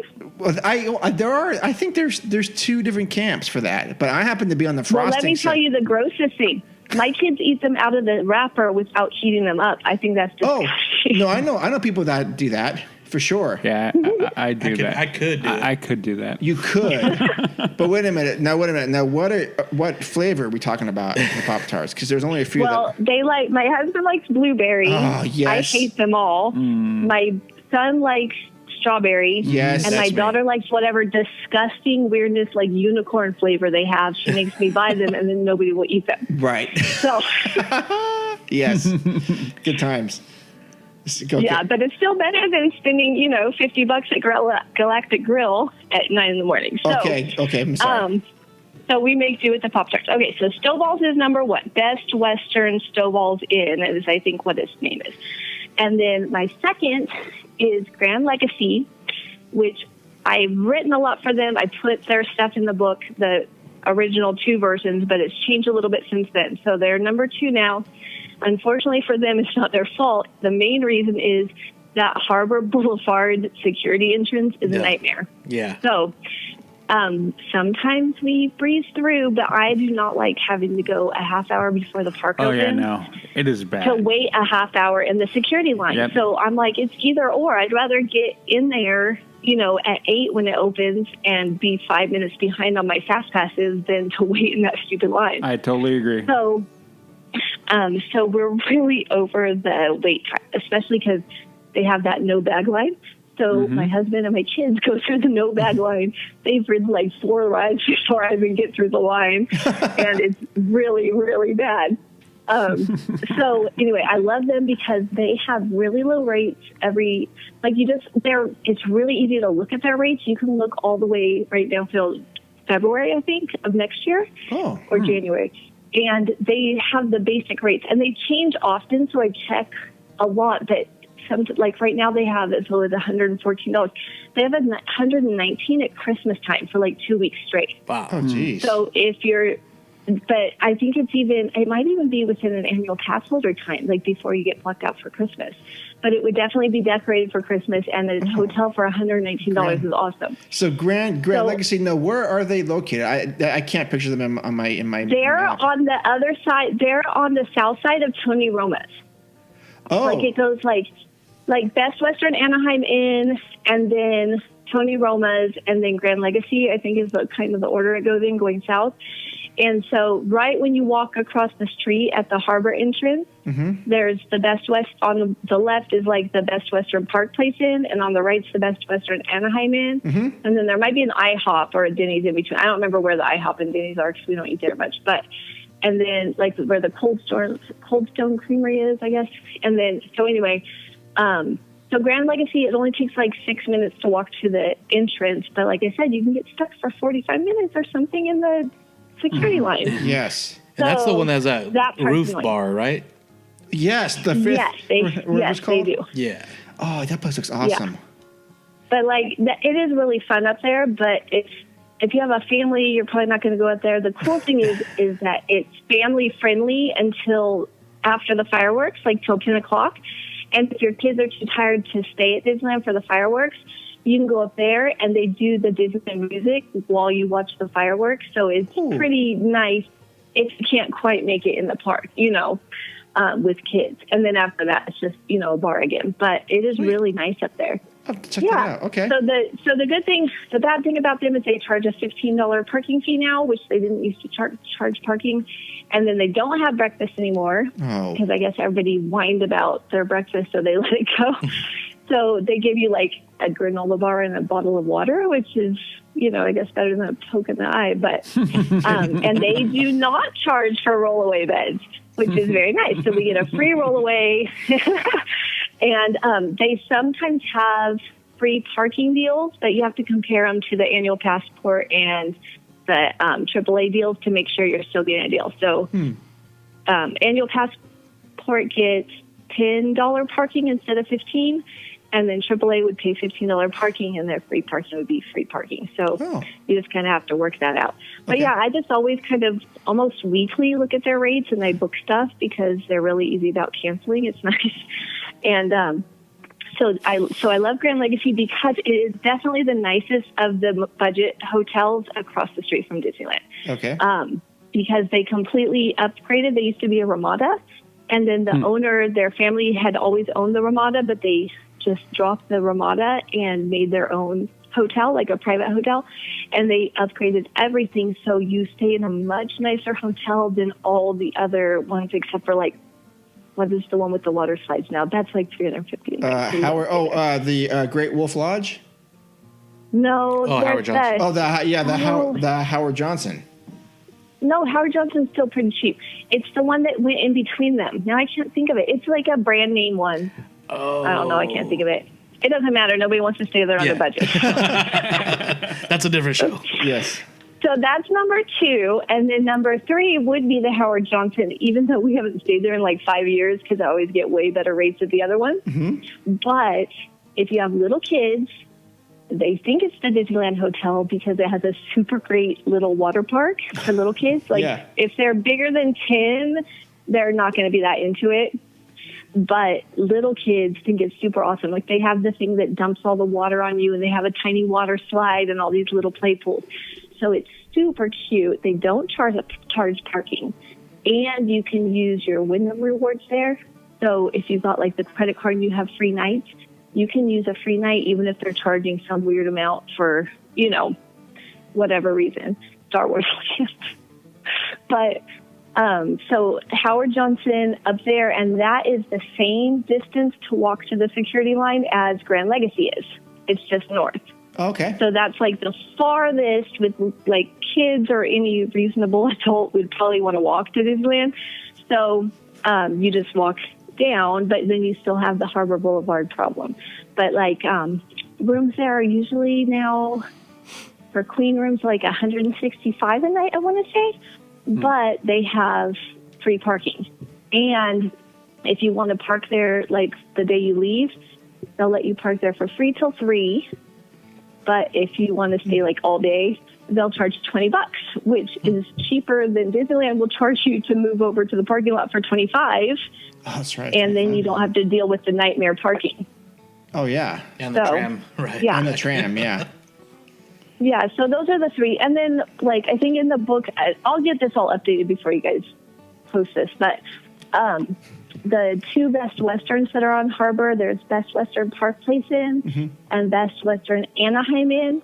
And we have not stayed at those in a couple years because they are $50 more than all the other ones I talked about. And I don't really know why. And then the Park Place Inn charges $10 a night parking. The Anaheim Inn charges $5 a night parking, but the parking is pretty bad. Like one time they told us to park in the emergency zone, so I got up 4 times in the night to make sure my car had not been towed. Jeez, lovely. So where do you guys stay? Well, I've stayed at the Anaheim Majestic Garden a couple times, once. And I think it's nice because they've got free shuttle to and from the park every like a quarter after and a quarter to on every hour. They don't have free breakfast there, but it's nice, I think, and it's quiet when you want to just sleep. And I stayed at. I'm trying to think of some other places down there. I can't even think of the names now that I think about it. What about you, Joey? Yeah, I've recently stayed a couple times at the Majestic. And oh, you have? Yeah, it's been pretty nice. More often than not in the last, I'd say, year and a half, I've actually stayed in Buena Park because it's just a little bit cheaper. Oh. And just a 10-minute drive to the... So how do you feel like you waste any time when you get to parking, or have you lucked out? Well, we've gotten pretty lucky with the parking. We get there pretty, not early, but I mean, just go right in. And I think I only got in line for a long time once out of maybe 3 or 4 times. Oh, that's good. Do they ever route you to the Toy Story lot? I've been before lucky. The other lot's full? Yeah, no, we haven't. We've been lucky not to do that. So we usually just...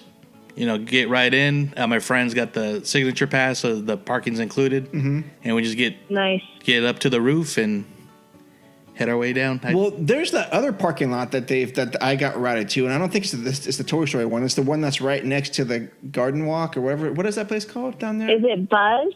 Oh yeah, it could be Buzz. Yeah, and I think that lot is the best of the 3. I think it feels closer to Toy Story. For me, and do they do the shuttle still from Buzz too? Yes. Yeah, I just know my mom gets really hot because she'll drive in from her house to meet us, and she'll be like, "I'm at the Toy Story lot. I'll be there in an hour." And she's like, and it wasn't even full. Like, they'll just divert people even though the Mickey and Friends isn't full yet. And she's like, this is not okay. Oh, yeah.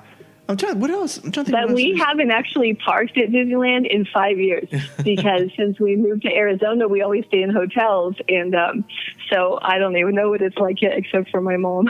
Oh, gotcha. Yeah, when we're going next month, we're staying at the Cortona.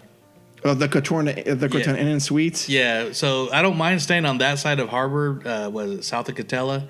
Because it's just a quick walk to the Toy Story lot.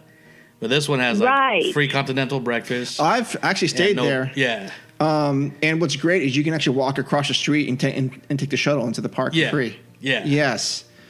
Yeah. And the hotel that's right next to, I think, is the Hyatt Park place. Yeah. I stayed there too. I think that place is really nice.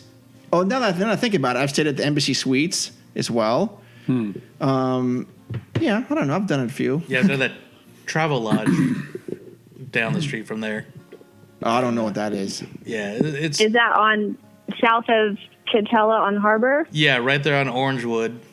We stayed there for D23. Okay. Orangewood? I think that's the intersection. Okay. And right next to, there's another Denny's there.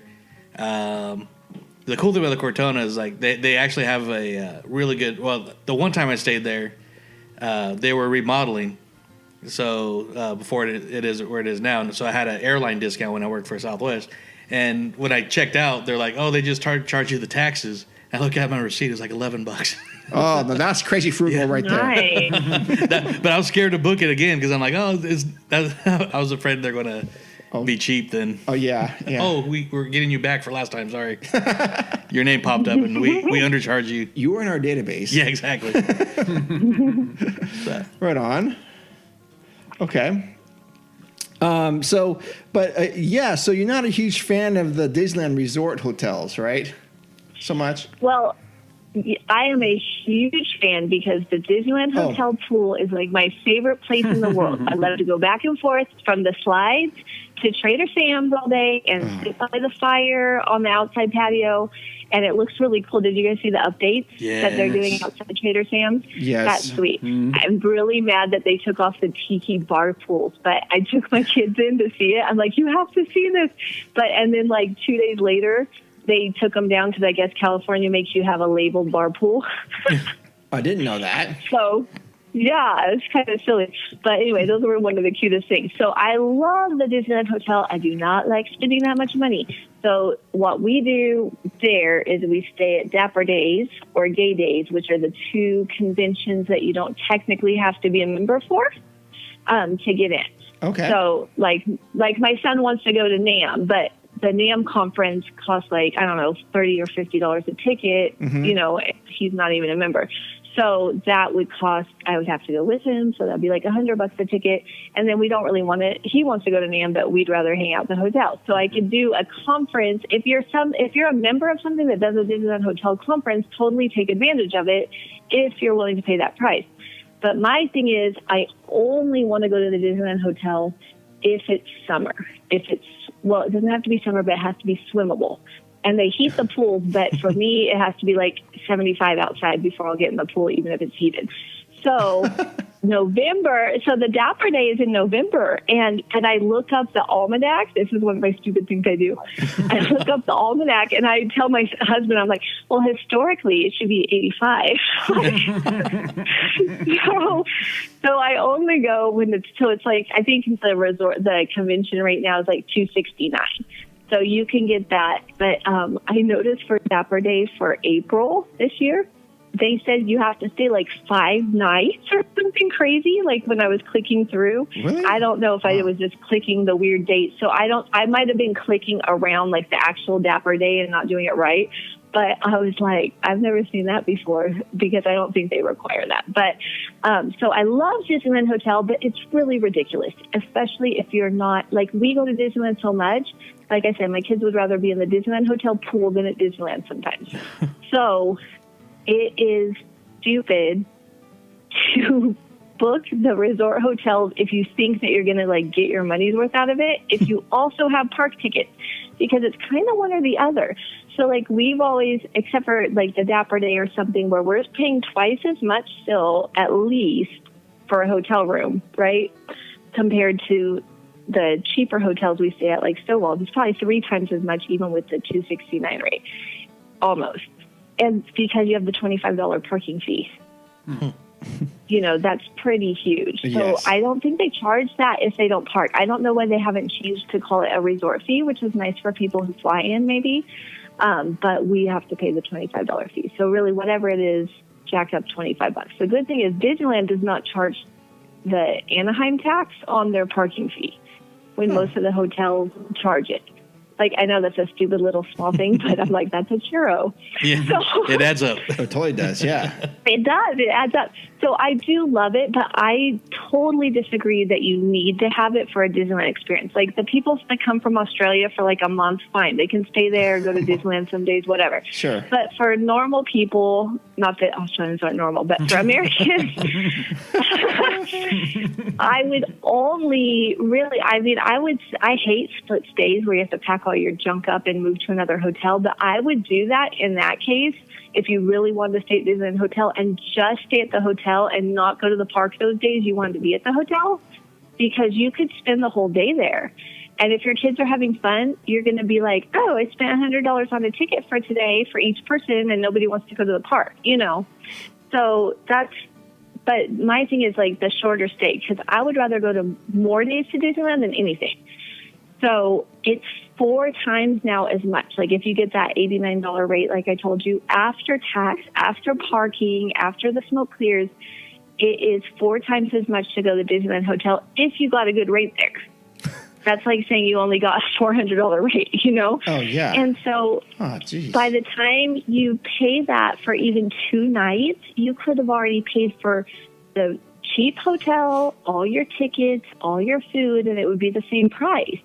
So that's fine. If like your vacation budget is super big, that's great. But if you're trying to stay on a budget, and you want to go more to Disneyland, then it makes more sense to be cheaper on the hotel, which nobody really cares about, when you can go to Disneyland. And like I said, your kids might fight going to Disneyland if you're at the nice hotel. Or you might want to go to Steakhouse 55 or something and spend 3 hours. And that's wasted time in the park to me. Yes. So, but I know there's a lot of people that just like to sit down and relax. Like my sister-in-law, she doesn't like how I run around Disneyland.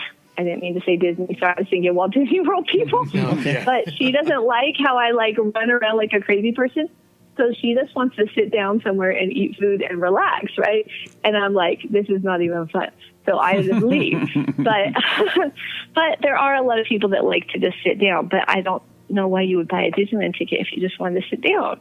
But that's just me. Sure, absolutely. So yeah, so I would rather stay for 4 days at Disneyland than stay for 1 day at Disneyland Hotel. Now we've done both. We've decided to do things certain times, but I prefer, if I could say, I could stay for 3 days at Disneyland Hotel this year, or I could go 3 different times to Disneyland for several days and stay at the cheap hotel all the way. That's Agreed. what I think. Agreed. Yeah. If you're a go-getter, you're not going to be in that room. So as long as it doesn't have roaches or somebody left something gross under the bed, you're fine. Yeah, no, I totally agree. Yeah. And that's my other thing. The hotels I recommend, I'm so picky. We've moved hotels before. I will never stay at certain hotels again before. My daughter, one time she was in the bathroom at a hotel and started screaming, and there were roaches crawling up to her feet while she was stuck on the toilet. And I'm like, no, this is not okay. And when I was trying to tell them in the manager, he's like, he didn't even care. Everybody told me that today, So I only stay at the hotels that are super clean because I'm crazy and because I cannot deal with it. Well, this is very good to know then. Okay, so these three you mentioned are Carissa approved then? Yes, they're all very, very clean. Okay, good. Awesome. So actually, I think that's great that you care. My son's like, spider, no spider, who cares? Well, I've got 2 daughters, so I can relate to that. Yeah, for sure. Yeah. So I don't like to be scratching all day too. Oh no, you don't. After I slept, oh my gosh. Yeah, that would freak me out. That is my worst fear. I check. Even at the hotels I do check every time because they're not in control about who comes to their hotel. So I check the room before I let my family bring the luggage in every time. Oh, okay. Well, that's actually good. Also, Stovall's. I don't know if you guys are smokers, but Stovall's allows smoking still in some of the rooms. Oh no! So you have to be careful to book a non-smoking room. And so last time we went, they actually tried to give us, I don't know if it was a smoking room or a room somebody smoked in. And I could smell it because I have a nose like a bloodhound. And my family's like, no, it just smells like Febreze. I'm like, Febreze covering cigarette smoke. And I'm like, but they changed us to a new room right away. So they were really good about it. But my kids, they do use the rollaway, and I've never smelled smoke on the rollaway. So they must keep those sequestered. But that's the only hotel that we stay at that allows smoking still. Oh, interesting. So you have to be careful because it'll say smoking rate, non-smoking rate on the Best Western website. You have to make sure you're getting a non-smoking. Is it more money for a non-smoking room? No, not. It should be. That would make sense. Yeah. It's not. Okay. Oh, also none of these hotels allow pets because that's gross. I think there's a La Quinta that's always cheap that's over on Catella and Harbor. And I'm like, nope. You mean I can't bring my therapy rat with me? Your therapy rat. Oh, gross. Yeah, right. Oh, my gosh. Okay. So actually you answered another part of the question, which is good. So let's move on to annual passes. Maybe you can talk about pros and cons of them because I don't have one anymore. And I don't know that Udi ever did. Nope, never have. You never had one ever? Okay. And then Joey's he has his, but he may be upgrading his or something. I don't know what he's doing. No one ever knows what Joey's doing. And Jess is, I don't know what Jess is doing either. Who knows? She says one thing and does something else, right? Is that right, Udi? From time to time. Okay, well, she currently has an annual pass, but she's threatened to not renew it, and I don't have one at all anymore. But so, what are your thoughts on all that? Well, why did you let yours go? I let mine go because I saw the value of what, I mean, I kind of did the math of how many times I'd have to go just to break even, and I just did not have the bandwidth to go down there as much as I did. That is why I haven't gotten it yet. And I was buying for everyone in my group, so I was so that was also a big chunk of things. So Yeah. So I mean, if I lived in like Southern California or even like Fresno, where my sister lives, I would probably consider it more because I could get down there much quicker than I can now. We're here in Reusable area, Sacramento area, and it's just 6.5 hours, 7 hours to get down there, and it's just not worth it at this point in time for me. Maybe when I'm older or something, and like the kids are, you know, all gone out of college and all that kind of stuff, then I can maybe consider it. But at this point, I don't think I can justify it anymore. Right. So I agree with all that you said.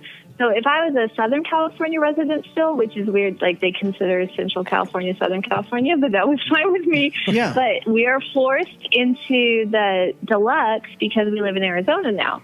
And we have been for many years, and then now it's $800.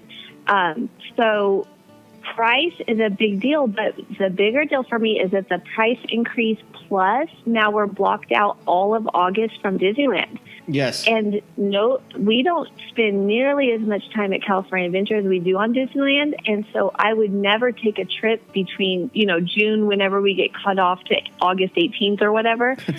Knowing I could only go to California Adventure. So basically it becomes a 10-month pass for $800. Plus it's actually $900 because Max Pass is super awesome for people that are great with the park. If you don't know what Disneyland is, I do love not buy Max Pass. Yeah, I love Max Pass. It. We have gotten I did the add-on last year and it got too good. I'm like, we need to start writing like Storyback Bookland Ride or something because we're only riding e-ticket rides because of this Max Pass.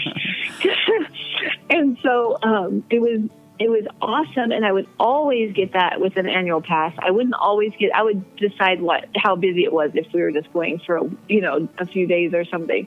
But it's just very expensive and it's less value now.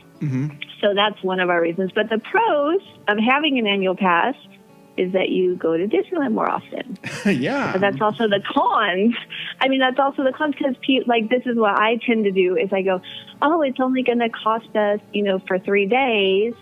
It's usually we spend $300 a day between hotel and food. So $300, $600, $900. Okay. Because in my brain, I'm thinking, we already have free tickets. Let's just go to Disneyland. But sure. I have to remember we're going to spend $900. Right. So I have to account for that. And so to us, we've, mapped it out with our budget and all that. So it works, but really it tempts you to just, if you're an out of towner, it just really just makes you spend more money, which I'm okay with because I love Disneyland, but we won't be doing the annual passes right now. Gotcha. Because of the whole summer blockout thing. Because when I want to go, I probably won't go actually to Star Wars Land until the end of August when everybody goes to school. So that's really the cons is that, and the other thing I notice people doing all the time is they're like, oh, well, we saved 10% on food. That will never make up. And it doesn't work on alcohol. It doesn't work on Mickey ice cream bars, unless you're at the Whitewater Snacks where they give you 10% off. It doesn't work on churros. It doesn't, there's a lot of places that you will buy things that are Disneyland with, it doesn't work on the cozy cones. There's all sorts of things that we spend money on at Disneyland that we do not get a discount on. So I do not count that 10% as any value. I'm happy when I get it. I usually don't. And so, so that's, another con just to me is that people want, I notice people from, Ohio, and they'll be like, oh, one of us is going to get the annual pass because they get the 10% discount. I'm like, are you really going to eat $4,000 worth of food, on your trip? Because you are not making up the difference, I just think that's kind of weird. Yeah. But if I was in Southern California, I would totally buy the cheapest annual pass. I would just buy parking whenever I went and not spend any money there. And I would spend probably $100 a month total, once you pay for parking going over and over. But since we're not anymore and we do have to buy the hotels and food, and the main thing I have right now is that I don't like the different blockout dates. Mm-hmm. It's more complicated for me, and California Adventure is not a selling point right now. Mm-hmm. Like, my kids are kind of over California Adventure, except for the Incredicoaster.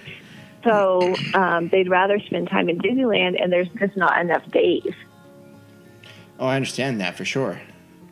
Yeah, because that's one of the key things why I've decided not to renew my pass. What? This is shocking news. This is breaking news on LTP right You here. heard it here first. Yes, you did. But yeah, because like I mentioned, I'm planning on going to the park next month. That's going to be my last time because my pass expires in April.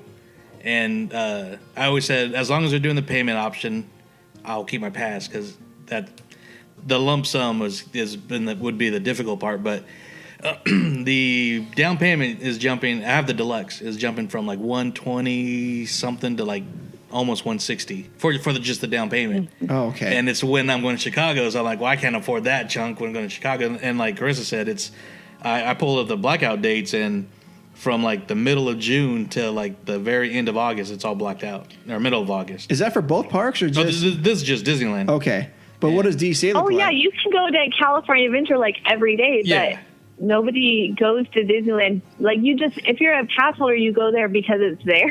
But it's not except to drink, it's not really an attraction. Oh yeah, I mean Mission Breakout, Num Num Cookies, and then I'm back at the Disneyland Park, and there you go. But yeah, but like you said, the fast. days gone is not worth it. So. Right. But I might do it again next year. We'll see. Oh yeah, there's always hope. Yeah, that's how I am too. If Star Wars Land is, I am never going to call it that other thing. I'm sorry, we will always call it Star Wars Land. If that is super awesome, then I'm open. But for now, we're good. Oh yeah, awesome. You make some good points there. Okay.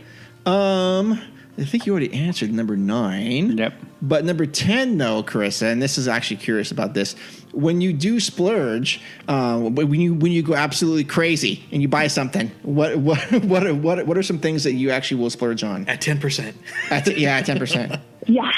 Well, I don't get the 10% off the thing I splurged on, which would be alcohol. And so that alcohol at California Adventure pretty much doubles our food budget each day. I guess I shouldn't call it food budget. Hey, but you should get a tiki mug at Trader Sam's. You would have. I have one. I think I have a few. Wait a minute. See. Okay, so this. I don't know. You may or may not know this story, and this is a classic story. Last summer, or when did this happen? In July, July. Last July. Yeah. Last July, we were at the parks. LTP we're at the parks, and for one evening, we went over to Trader Sam's. Actually, a couple of evenings we did, but on one evening we did. We all got drinks, and I had no idea what I was doing. I think Hury or Jess goes, "Oh, just get this drink, whatever," and it came with a souvenir mug or something like that, and. Whatever. It was a totally watered down drink. And when the bill came, Udi goes, "Oh, it's $37 a person for the drinks." And I go, "What are you talking about?" And he goes, "Yeah, yours was $37." And I go, "For that thing?" And he said, "Yeah." I go, "You kidding me?" He goes, "No." And I saw the bill. I'm like, "Oh, holy crap. $37 for a ridiculous drink?" But you got it's for the cups. Yeah, so it was the mug. For the next time you go to Trader Sam's, you can get the same drink, no glass. It's just not on the menu. Oh, yes. And you'll get a bigger cup than the plastic cup is bigger than the tiki mug. Yeah, I think that's true. It is. I think you're right. So okay. Listen, just... And you still get a I probably tell you guys this to encourage you, but at Trader Sam's, I have not done this in a couple years because it bit me in the butt. You could get a double of anything for $1 more. Whoa. So you could get a double Bloody Mary for $1 more, or you could get a double whatever those god awful things that come in the giant cup is for $1 more, whatever. So they were only charging $1 for a double shot. Oh. Udi's I don't know if that's still true. Udi's but all it's perked up dangerous here. also. Yes. That Okay. put a smile on my face. Okay, so alcohol is what you splurge on? Is that what it is? Yes, and I'm trying to cut back on that. The kids are not really big fans of it. Sometimes my husband spends more time in line at Bayside Brews than he does writing in line in regular lines, you know. But online ordering is kind of awesome with that, except we can't use our discounted gift cards yet because they still just have it all linked to credit cards. But sometimes it's worth it, you know, because it's nice. Like they'll have like 3 switchbacks and you can just walk up and get it. So, so alcohol is definitely a splurge that nobody needs to budget for in a Disneyland vacation. My kids are pretty hot. I am too, that they're going to do alcohol in Star Wars Land, even though I don't care at California Adventure. I think that's silly and playing to the adult babies. I agree. We agree. We agree. Shouldn't be there. Good. Yep. Should not be And there. no. And so we do splurge sometimes on the Disneyland Hotel. We've gone to the Grand Californian, but it's just not as fun as the Disneyland Hotel because of the pool and, you know, all the ambiance. I like that one better. And then that's really, I don't buy souvenirs. My splurge is just to go to Disneyland. Like, that's what I want to do. Like, if I get birthday money, I'm like, let's go to Disneyland. Like, anything. So I feel like just going to Disneyland is a splurge. And I guess all the junk food we eat there is a splurge because we eat really healthy at home. So corn dogs, I don't know. There's no junk food at Disneyland. Yeah, it's happy food. Yeah, Carissa, I mean, long ago, we already determined that calories just don't count at Disneyland. Hey, that works. Do carbs count? Yeah, Nope. Nope. Scientifically proven. Good. I love that. Yeah, as soon as you cross... I'll use your method. Yes, as soon as you cross through the berm, everything just stops. The normal... You know what? I really think they don't count because we walk it off for sure. Yes. Oh, sure. Okay. No, I know. You're right. Yeah, but the splurge is, isn't it? So that's like kind of what keeps us from splurging in everyday life. Like anytime, like even sometimes I'll be like, oh my gosh, I don't even know what to cook tonight. Let's just go get something. And my son's like, okay, let's go look in the freezer, Mom. And he can find something and we eat it. Like one time I'm like, here's $10 because you saved me at least $10 grabbing, you know, McDonald's or something. And so then every day he's like, did you want to go to fast food?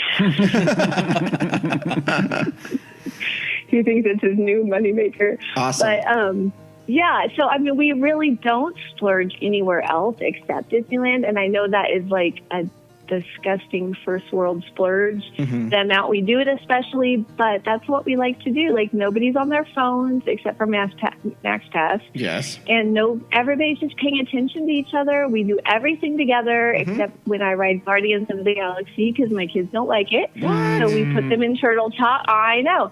My son has vertigo really bad, so it makes him sick. And my daughter said she was scared because the Monsters After Dark, and I'm like, it's not always Monsters After Dark, and she won't go on it. Yeah. So they go to Turtle Talk, I go to Guardians, and other than that, we're always together. And I don't know, it is the happiest place on earth. Absolutely. Building a lifetime of memories. Yeah, there you go. There's a nice investment right there. Good job, Joey. Yes. Okay. Okay, so now now we have we have a couple standard questions we ask all of our guests here. So I'm going to ask you these, Carissa. Okay. First, what is your favorite attraction? At Disneyland or California Adventure? Well, we can do both, but what is your essential attraction that you have to go on, or it could be multiple yes, like if you didn't go, if you did not go on these attractions you just would not, your Disneyland trip would not be complete. It's definitely Big Thunder, which I only realized when it was closed for like 14 months or something crazy. Yes, I remember that. And I was like, that is definitely my favorite ride because every time we would go, I was like, this stinks. I can't ride Big Thunder. And even though they messed it up and it's not as rickety anymore, it's still my favorite. Okay. Excellent. Excellent choice there. Is that it? At California Adventure, it's Guardians of the Galaxy. I love it. I don't care if it's Tower of Terror or Guardians. I love that ride. Udi, you want to say something about that? Oh, no, I agree. I just am remembering our last ride on that is all. Oh, it was fun. It was totally fun. Now, let me ask you just real quick about Big Thunder, Carissa. Now, do you ask for any certain seat when you go on there? I don't. My kids do. They want the front, but I think the back is way more fun. Oh, the back is where it's at. I just do whatever they want. Yeah, don't you think? It's better. Yes. Row 14 and row 15 is where it's at. Yep. We have pictures of us. Well, I didn't know the names of the parts. You are hardcore. Oh, I'm hardcore Big Thunder. No, even like my daughters, if they're like, in front, when we get to when we get to our assigned seat, they will ask without me telling them to ask. And they go, "Can we get 14 or 15?" And they go, "Sure." Mm-hmm. And so. Oh yeah. See, my kids always ask for the front at Space Mountain, at Incredicoaster, and I'm like, ask for the back. It's so much better, and you don't have to wait because nobody thinks to ask for the back, and it's like scarier. Oh, you're right. Well, especially Big Thunder Mountain because the front is already halfway down the hill. Mm-hmm. Yes. Or by the time the back even catches up, so you're like, Yes. Yeah, right. I agree with you guys. And I've been on the front of Space Mountain, and that's crazy because my eyes get completely just watery. I don't know what's going on. I wear my sunglasses on Space Mountain because I'm always in row 2 because my kids are in row 1, and I can't take it. See, you are okay. I take them off before the picture. Now you are hardcore. I mean that is you are showing up on Space Mountain like a gangster right there with sunglasses on. Stunner shades. Stunner shades. Yeah, awesome. I love the front for both of those. For Incredicoaster and for Space Mountain, I want the front. But yeah, no, for Big Thunder, back all the way. Yeah. Right on. Okay. Yeah. All right. And is Disneyland better at day or at night for you? I heard you ask somebody else that, and I couldn't figure it out. So I will split the difference, and I will say Cars Land at dusk. There you go. Cars Land at dusk. Okay. But I really like Disneyland at night because we try it now that my kids are big. We can stay till closing, and then we try to ride like 10 rides in the last hour, and it's super fun. And I love seeing like the lights in Fantasyland, like all the, I just love how Disneyland's lit up at night. And if you're there, like when it's Christmas and they do the people from the Disneyland Railroad, they call it Snope, the snow, the soap bubbles. I love that. So the nighttime at Disneyland, I do love. But I love when I walk in the morning and I'm just like, oh, sunshine in Disneyland, so. Yes. I don't know. I'm waffling. No. There's no wrong answer, and I'm literally smiling as you're talking about this because I love being there at night. I love being there at dusk, and there's that magic hour. That like when all the lights come on, the twinkle lights come on, especially on Main Street, where it's just like, oh, now I get it. It's it's fine. And like she mentioned with Cars Land, I always get chills during the lighting ceremony there. Just so cool. I never make it to the lighting ceremony. I've never done that there. That's my goal. We have never yet made it, but I love like right when it's not dark yet, so you can kind of you just see everything lit up, and I never tire. Yeah, it's super cool. Super cool. And then since the other thing we talk about food, but I'm guessing we already know the answer for your food. I just don't eat there. Okay, so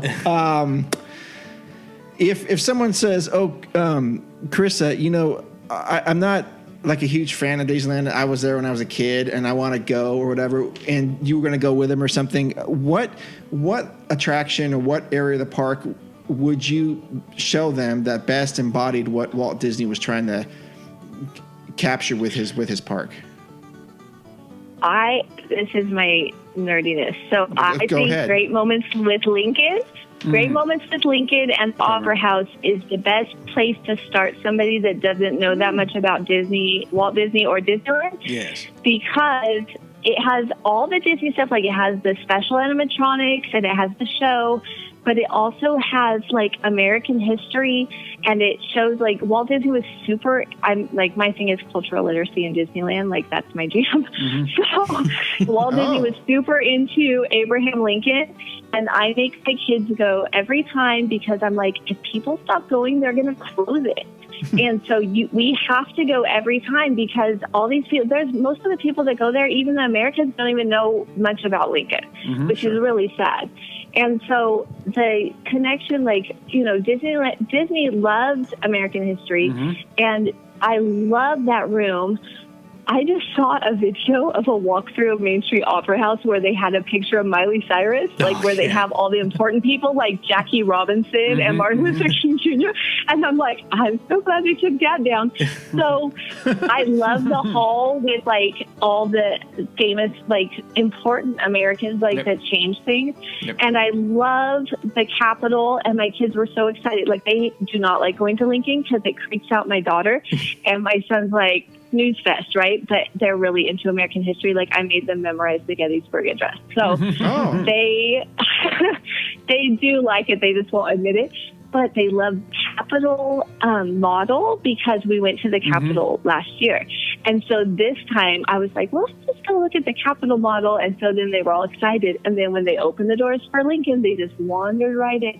But I think that's such an important, like, Disney-specific attraction that everybody should go there. Like, everybody should watch the flag retreat ceremony. Yes. They sing God Bless America. It's beautiful. And it's just, a lot of people miss it because they're just zooming past Main Street. And the great moments with Lincoln, I love that whole building. I love all the spirit of ingenuity and spirit of adventure. Like, I love all those things. Wow. So I would take somebody there.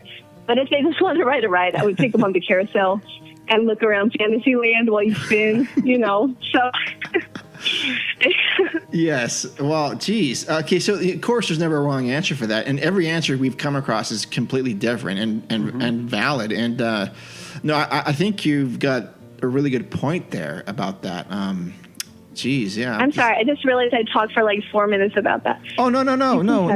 It's totally fine. I listened to everything. And we just got a picture of the great moments with the hallway. The hallway on his phone. No, it's funny you say that because I wound up going into there twice in our last trip, and I took a lot of pictures. And that hall is amazing. I took the section with George Lucas because I'm a big Star Wars fan, and Jim Henson, and Lucille Ball, and then Walt with Mickey. I mean, it is definitely amazing. Well, and they have the bench from Griffith Park, which. I don't. Okay, so I'm assuming that's the real one because in Griffith Park they have a bench that says it's the same bench, but I think that one's the replica. Well, there's one at the Walt Disney Family Museum too. Yeah. Oh, that's funny. Yeah. Yeah, and I took a picture of that. We'll never know. Yeah, I know. We'll never know. But that was funny that like Michael Jackson, Elvis Presley, Miley Cyrus. I love. That's silly, but it's just. I really love that building. Like, I can stay in there for a long time. It has a lot of pressed pennies too. Like, we collect those, so that's fun. And then the great 50th anniversary Disneyland film pre-show. Oh, with Steve Martin? Yeah, they still got that going. Oh, yeah, that's good. Yes. My kids love that. Like, they will sit in front of it forever. But they like the Jimmy Fallon thing at Universal too. Like, they'll ride the tour over and over because they think it's funny. Yeah. Right on. Excellent. Those are some really, really good answers. I'm totally impressed. Okay. Thank you. Yeah, sure. So, Carissa, where can people find out more about you and possibly order your book? Well, the easiest way, because my name is kind of hard to spell, is just go to alldaymom.com. Alldaymom.com. And that's my website. Okay. Yeah, and from there you can find, I have a tab for Disneyland on a budget, so you can find the book. And then my Instagram and Twitter, I don't really use Twitter, I just have it. But I do use Instagram, so you can find me there. Or you can find my email if you have a question. I like to help people with trip planning. I'm not a Disneyland vacation planner. I just like to help people. So if anybody has a question. Okay. And then I think what I'll do too is I'll make Disneyland on a budget free for your listeners. And so I'll just get the date when you're going to post for you guys, and we'll do it 5 days out. So it'll be 5 days from whenever you guys post your newest one. And we'll do that, and then everybody can read it for free. Oh, geez, that is amazing. Extremely kind of you. Yeah. Yes. No, I'm thankful to you because I really need to update it because obviously there's been many, many changes since 2017 September. So just a few. I need to update it anyway. And like I said, the new hotels, like there's hotels that are in the book that I don't recommend. But even if somebody wanted to, Kindle Unlimited, if they have it already, it's free anyway with Kindle Unlimited. So, and if they subscribe to updates, then it'll just update when I finish that this week. But, I would love to do that. That would be great. Okay, awesome. That's very, very kind of you. And I think, what is today? What's the date? The 10th. Yep. Okay, so this episode will come out on Monday the 18th. Monday the 18th? Yes. Okay. Great. So we'll make it free from Monday the 18th, and I think Amazon lets me do a 5-day free. So it'll be 18th, 19th, 20th, 21, 22. Okay, great. And then, once I post something on there, I'll let people know that, hey, you can get in whatever, and we'll put the code on Instagram or something, right? Is that how that works? Yeah. Well, you don't even need a code. You can just go to Amazon, and it'll be free to download the Kindle. Okay, okay, great. Awesome. Yeah, awesome. So, I'll just give you a link to it, and then I don't know if Instagram will let you do a link, but it's pretty easy to find. Okay. All right. Okay. Well, thank you so much for spending an hour and a half or so with us today on this Sunday afternoon. It's been really enlightening for me and enjoyable, and I think our listeners are going to love it. Oh, yeah. Thanks so much. I appreciate it. It was great talking with you guys. Yeah. Great talking to you. Yeah, it was nice. It's nice. I've been following you for a while on Instagram, so it's nice finally talking to you. Oh, you have, Joey? Well, what's this? Well, she was never mind. I was going to say she was on Corey. Thank you. Well, you were on All Aboard when we were talking with Corey. And stuff. Then we played some of that clip on my show. Then I've been wanting to have you on since then, but everything's been busy. So I'm glad to be able to be here with the LTP guys and talk to you. Thank you so much. Well, if you ever want an extra hand, I'd be happy to talk to you guys too. Awesome. And I'll have Mark and Nudie come with me, so we'll just do a part 2, basically. Sure. Yes, absolutely. Yep. Okay. Well, thanks again, and we will be talking to you soon. All right, great. You guys have a great evening. Thank you. You too. Okay. All right. Thanks. All right. Bye. Bye-bye.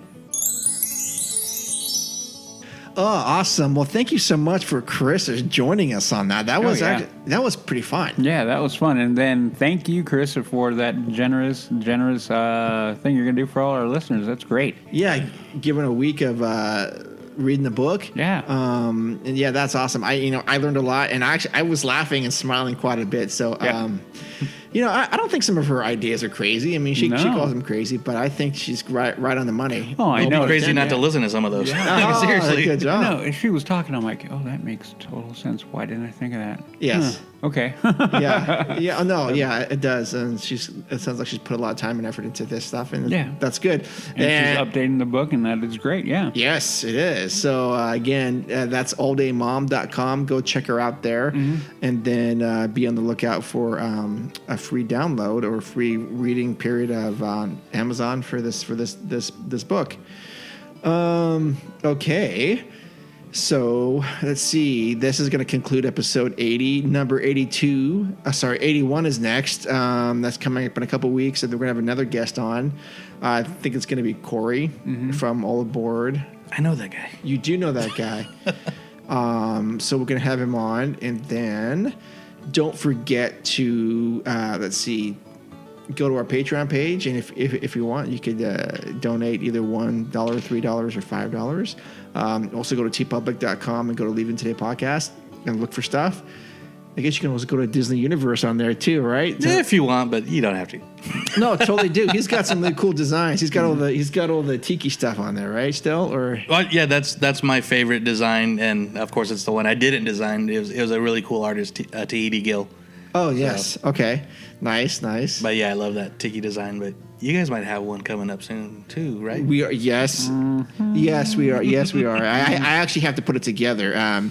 Aaron really did a smash up job on that, and Aaron, it's coming. Sorry, just a lot of things going on. It looks awesome though. Yeah.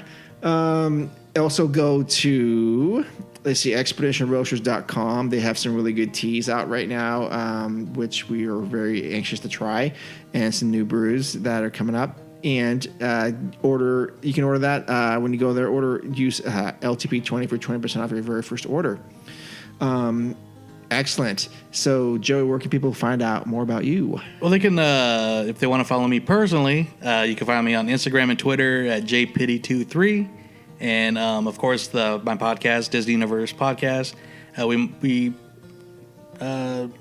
more interactive on Instagram. It seems like that's the way to go, even though people are starting to complain about the algorithms there. But that's where, I don't know, that's where we're just shy of 1,000 followers, like a handful of really people. So that's pretty cool. That's awesome. Yeah, so that's a huge milestone that didn't think, I mean, you see people with like thousands of followers being like, oh, we're happy. But then all of a sudden it's like, oh, cool. So, yeah, so that's a Disney Universe Podcast on Instagram, Twitter, and Facebook. And we just started one of those Ko-fi accounts, which is, I think it's similar to Patreon, but it's, I'm still trying to figure it out. But okay. Well, let us know. But yeah, that's where we are. Okay. And Udi, for more witty banter? You can find me on all of my socials, which are Twitter, Snapchat, and Instagram, all haxgoalie, haxgoalie. And you can find me on my other show, even though we've been on hiatus for a little while. We will be getting back on, I'm hoping, soon. Ooh, breaking news. Fingers crossed. Yeah. That is Bad or Bad, so it's badorbad.com. YouTube is all Bad or Bad. On the Facebook, it is Bad or Bad. And then the Instagram and the Twitter is Team Bad or Bad. Awesome. Okay. You can find me on Instagram at Leave It Today Podcast, or the email is info at Leave It Today Podcast, and my personal one is Edge of Mark. It's on Instagram. Also, Facebook is Leave It Today Podcast, I guess. I don't know. And Twitter is Leave It Today Pod. Okay, so that's going to conclude episode 80. Thank you so much to Joey from Disney Universe Podcast for stepping in. Thanks for guys inviting me. Yeah, you never say no, so that's awesome. I mean, you always show up, and that's awesome. I really do appreciate that. Yeah, anytime, man. Cool. And then I think owes you a beer. Yes. And then thank you to Carissa for showing up for spending time with us this afternoon and talking about her book and talking about Disneyland. This is kind of what we do. And always a good time. Absolutely. And we will be reclaiming our Disney trivia title at the end of this month too. So. Oh, is there another trivia coming up? There is. Yeah, at Brickwork? Yeah, Brickyard. It's another Disney. Or what's it called? Brick House? Brickyard. Brickyard. Yeah. Oh, so if anybody's in the Sacramento and Roseville area and want to join us, we got LTP, Disney Universe. Our Disney family basically is just growing up here. So yeah, we're guaranteed to be in the top 3, right? Yes, definitely. What is the theme? Just Disney. They have no topic. They haven't decided yet. So okay, well. I think they're trying to stump us. Yes. So, I mean, not to toot our own horn, but we're doing pretty awesome. We won, what, 3 in a row? At least. Yeah. Plus people. And then you and I and Jess went out to Lincoln and smashed that one. Oh, I figured you would have we killed it. We got perfect. We did not miss a single question, and there were 41 of them. 41 questions? Yep. Yeah. Yep. So I drank, for free that day. Nice. I didn't mind. Okay. Well, thank you so much, and also for all the listeners for tuning in and spending time with us. Share your thoughts with us on iTunes, or drop us a line at info@leavingtodaypodcast.com. Let us know how we're doing, how we can make things better for you guys. Yep. Hope to see you guys Sunday, March 3rd at 10:30. Sunday, March 3rd. Yes. All right. Until then, we'll see you in the parks. See you. Good night.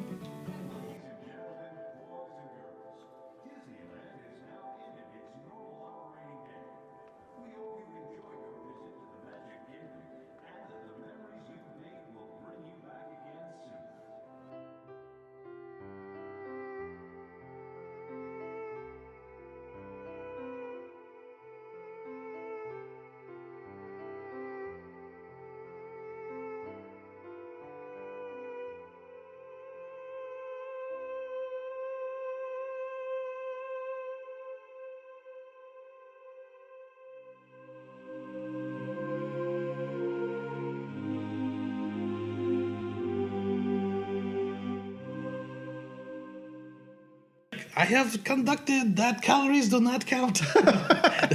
There you go. Perfect. The timing couldn't be any more worse than it is right now. I'll show you my monkeys. Your what? My monkeys. But then when you pet her, she bites you. Well, that I have no control over. Why you got to ruin everything? Wow, these are smaller than I thought. That's what she said. No bed sheets. Why are you yelling at me? Because I like yelling at you. Get over it. I was just asking. I can't ask questions now? No. Oh, well, I'm gonna. Okay. Let's get going because I got tacos waiting for me. Oh, I'm okay. going. Am I coming over or no? No. Right. Put your phone away from your stuff. I like cake for the three of us. I know. Jessica Aurora Farfan. No. What are you doing? Definitely not. While they work on technical issues, I'm going to sit here and drink. I've got tacos waiting for me. Oh, man. Where's my invite? Hit it and quit it. Bam! Oh, what? My mouth hurts. And every time I look at it, it makes me cry a little bit on the inside. It really does. No, I will give you one. You have to give me two. Nope. One from the back. Drink your alcohol that's way too strong. Way too strong. Kitty. It's like a breath of fresh air. Boy, was my face red. Can we do that again?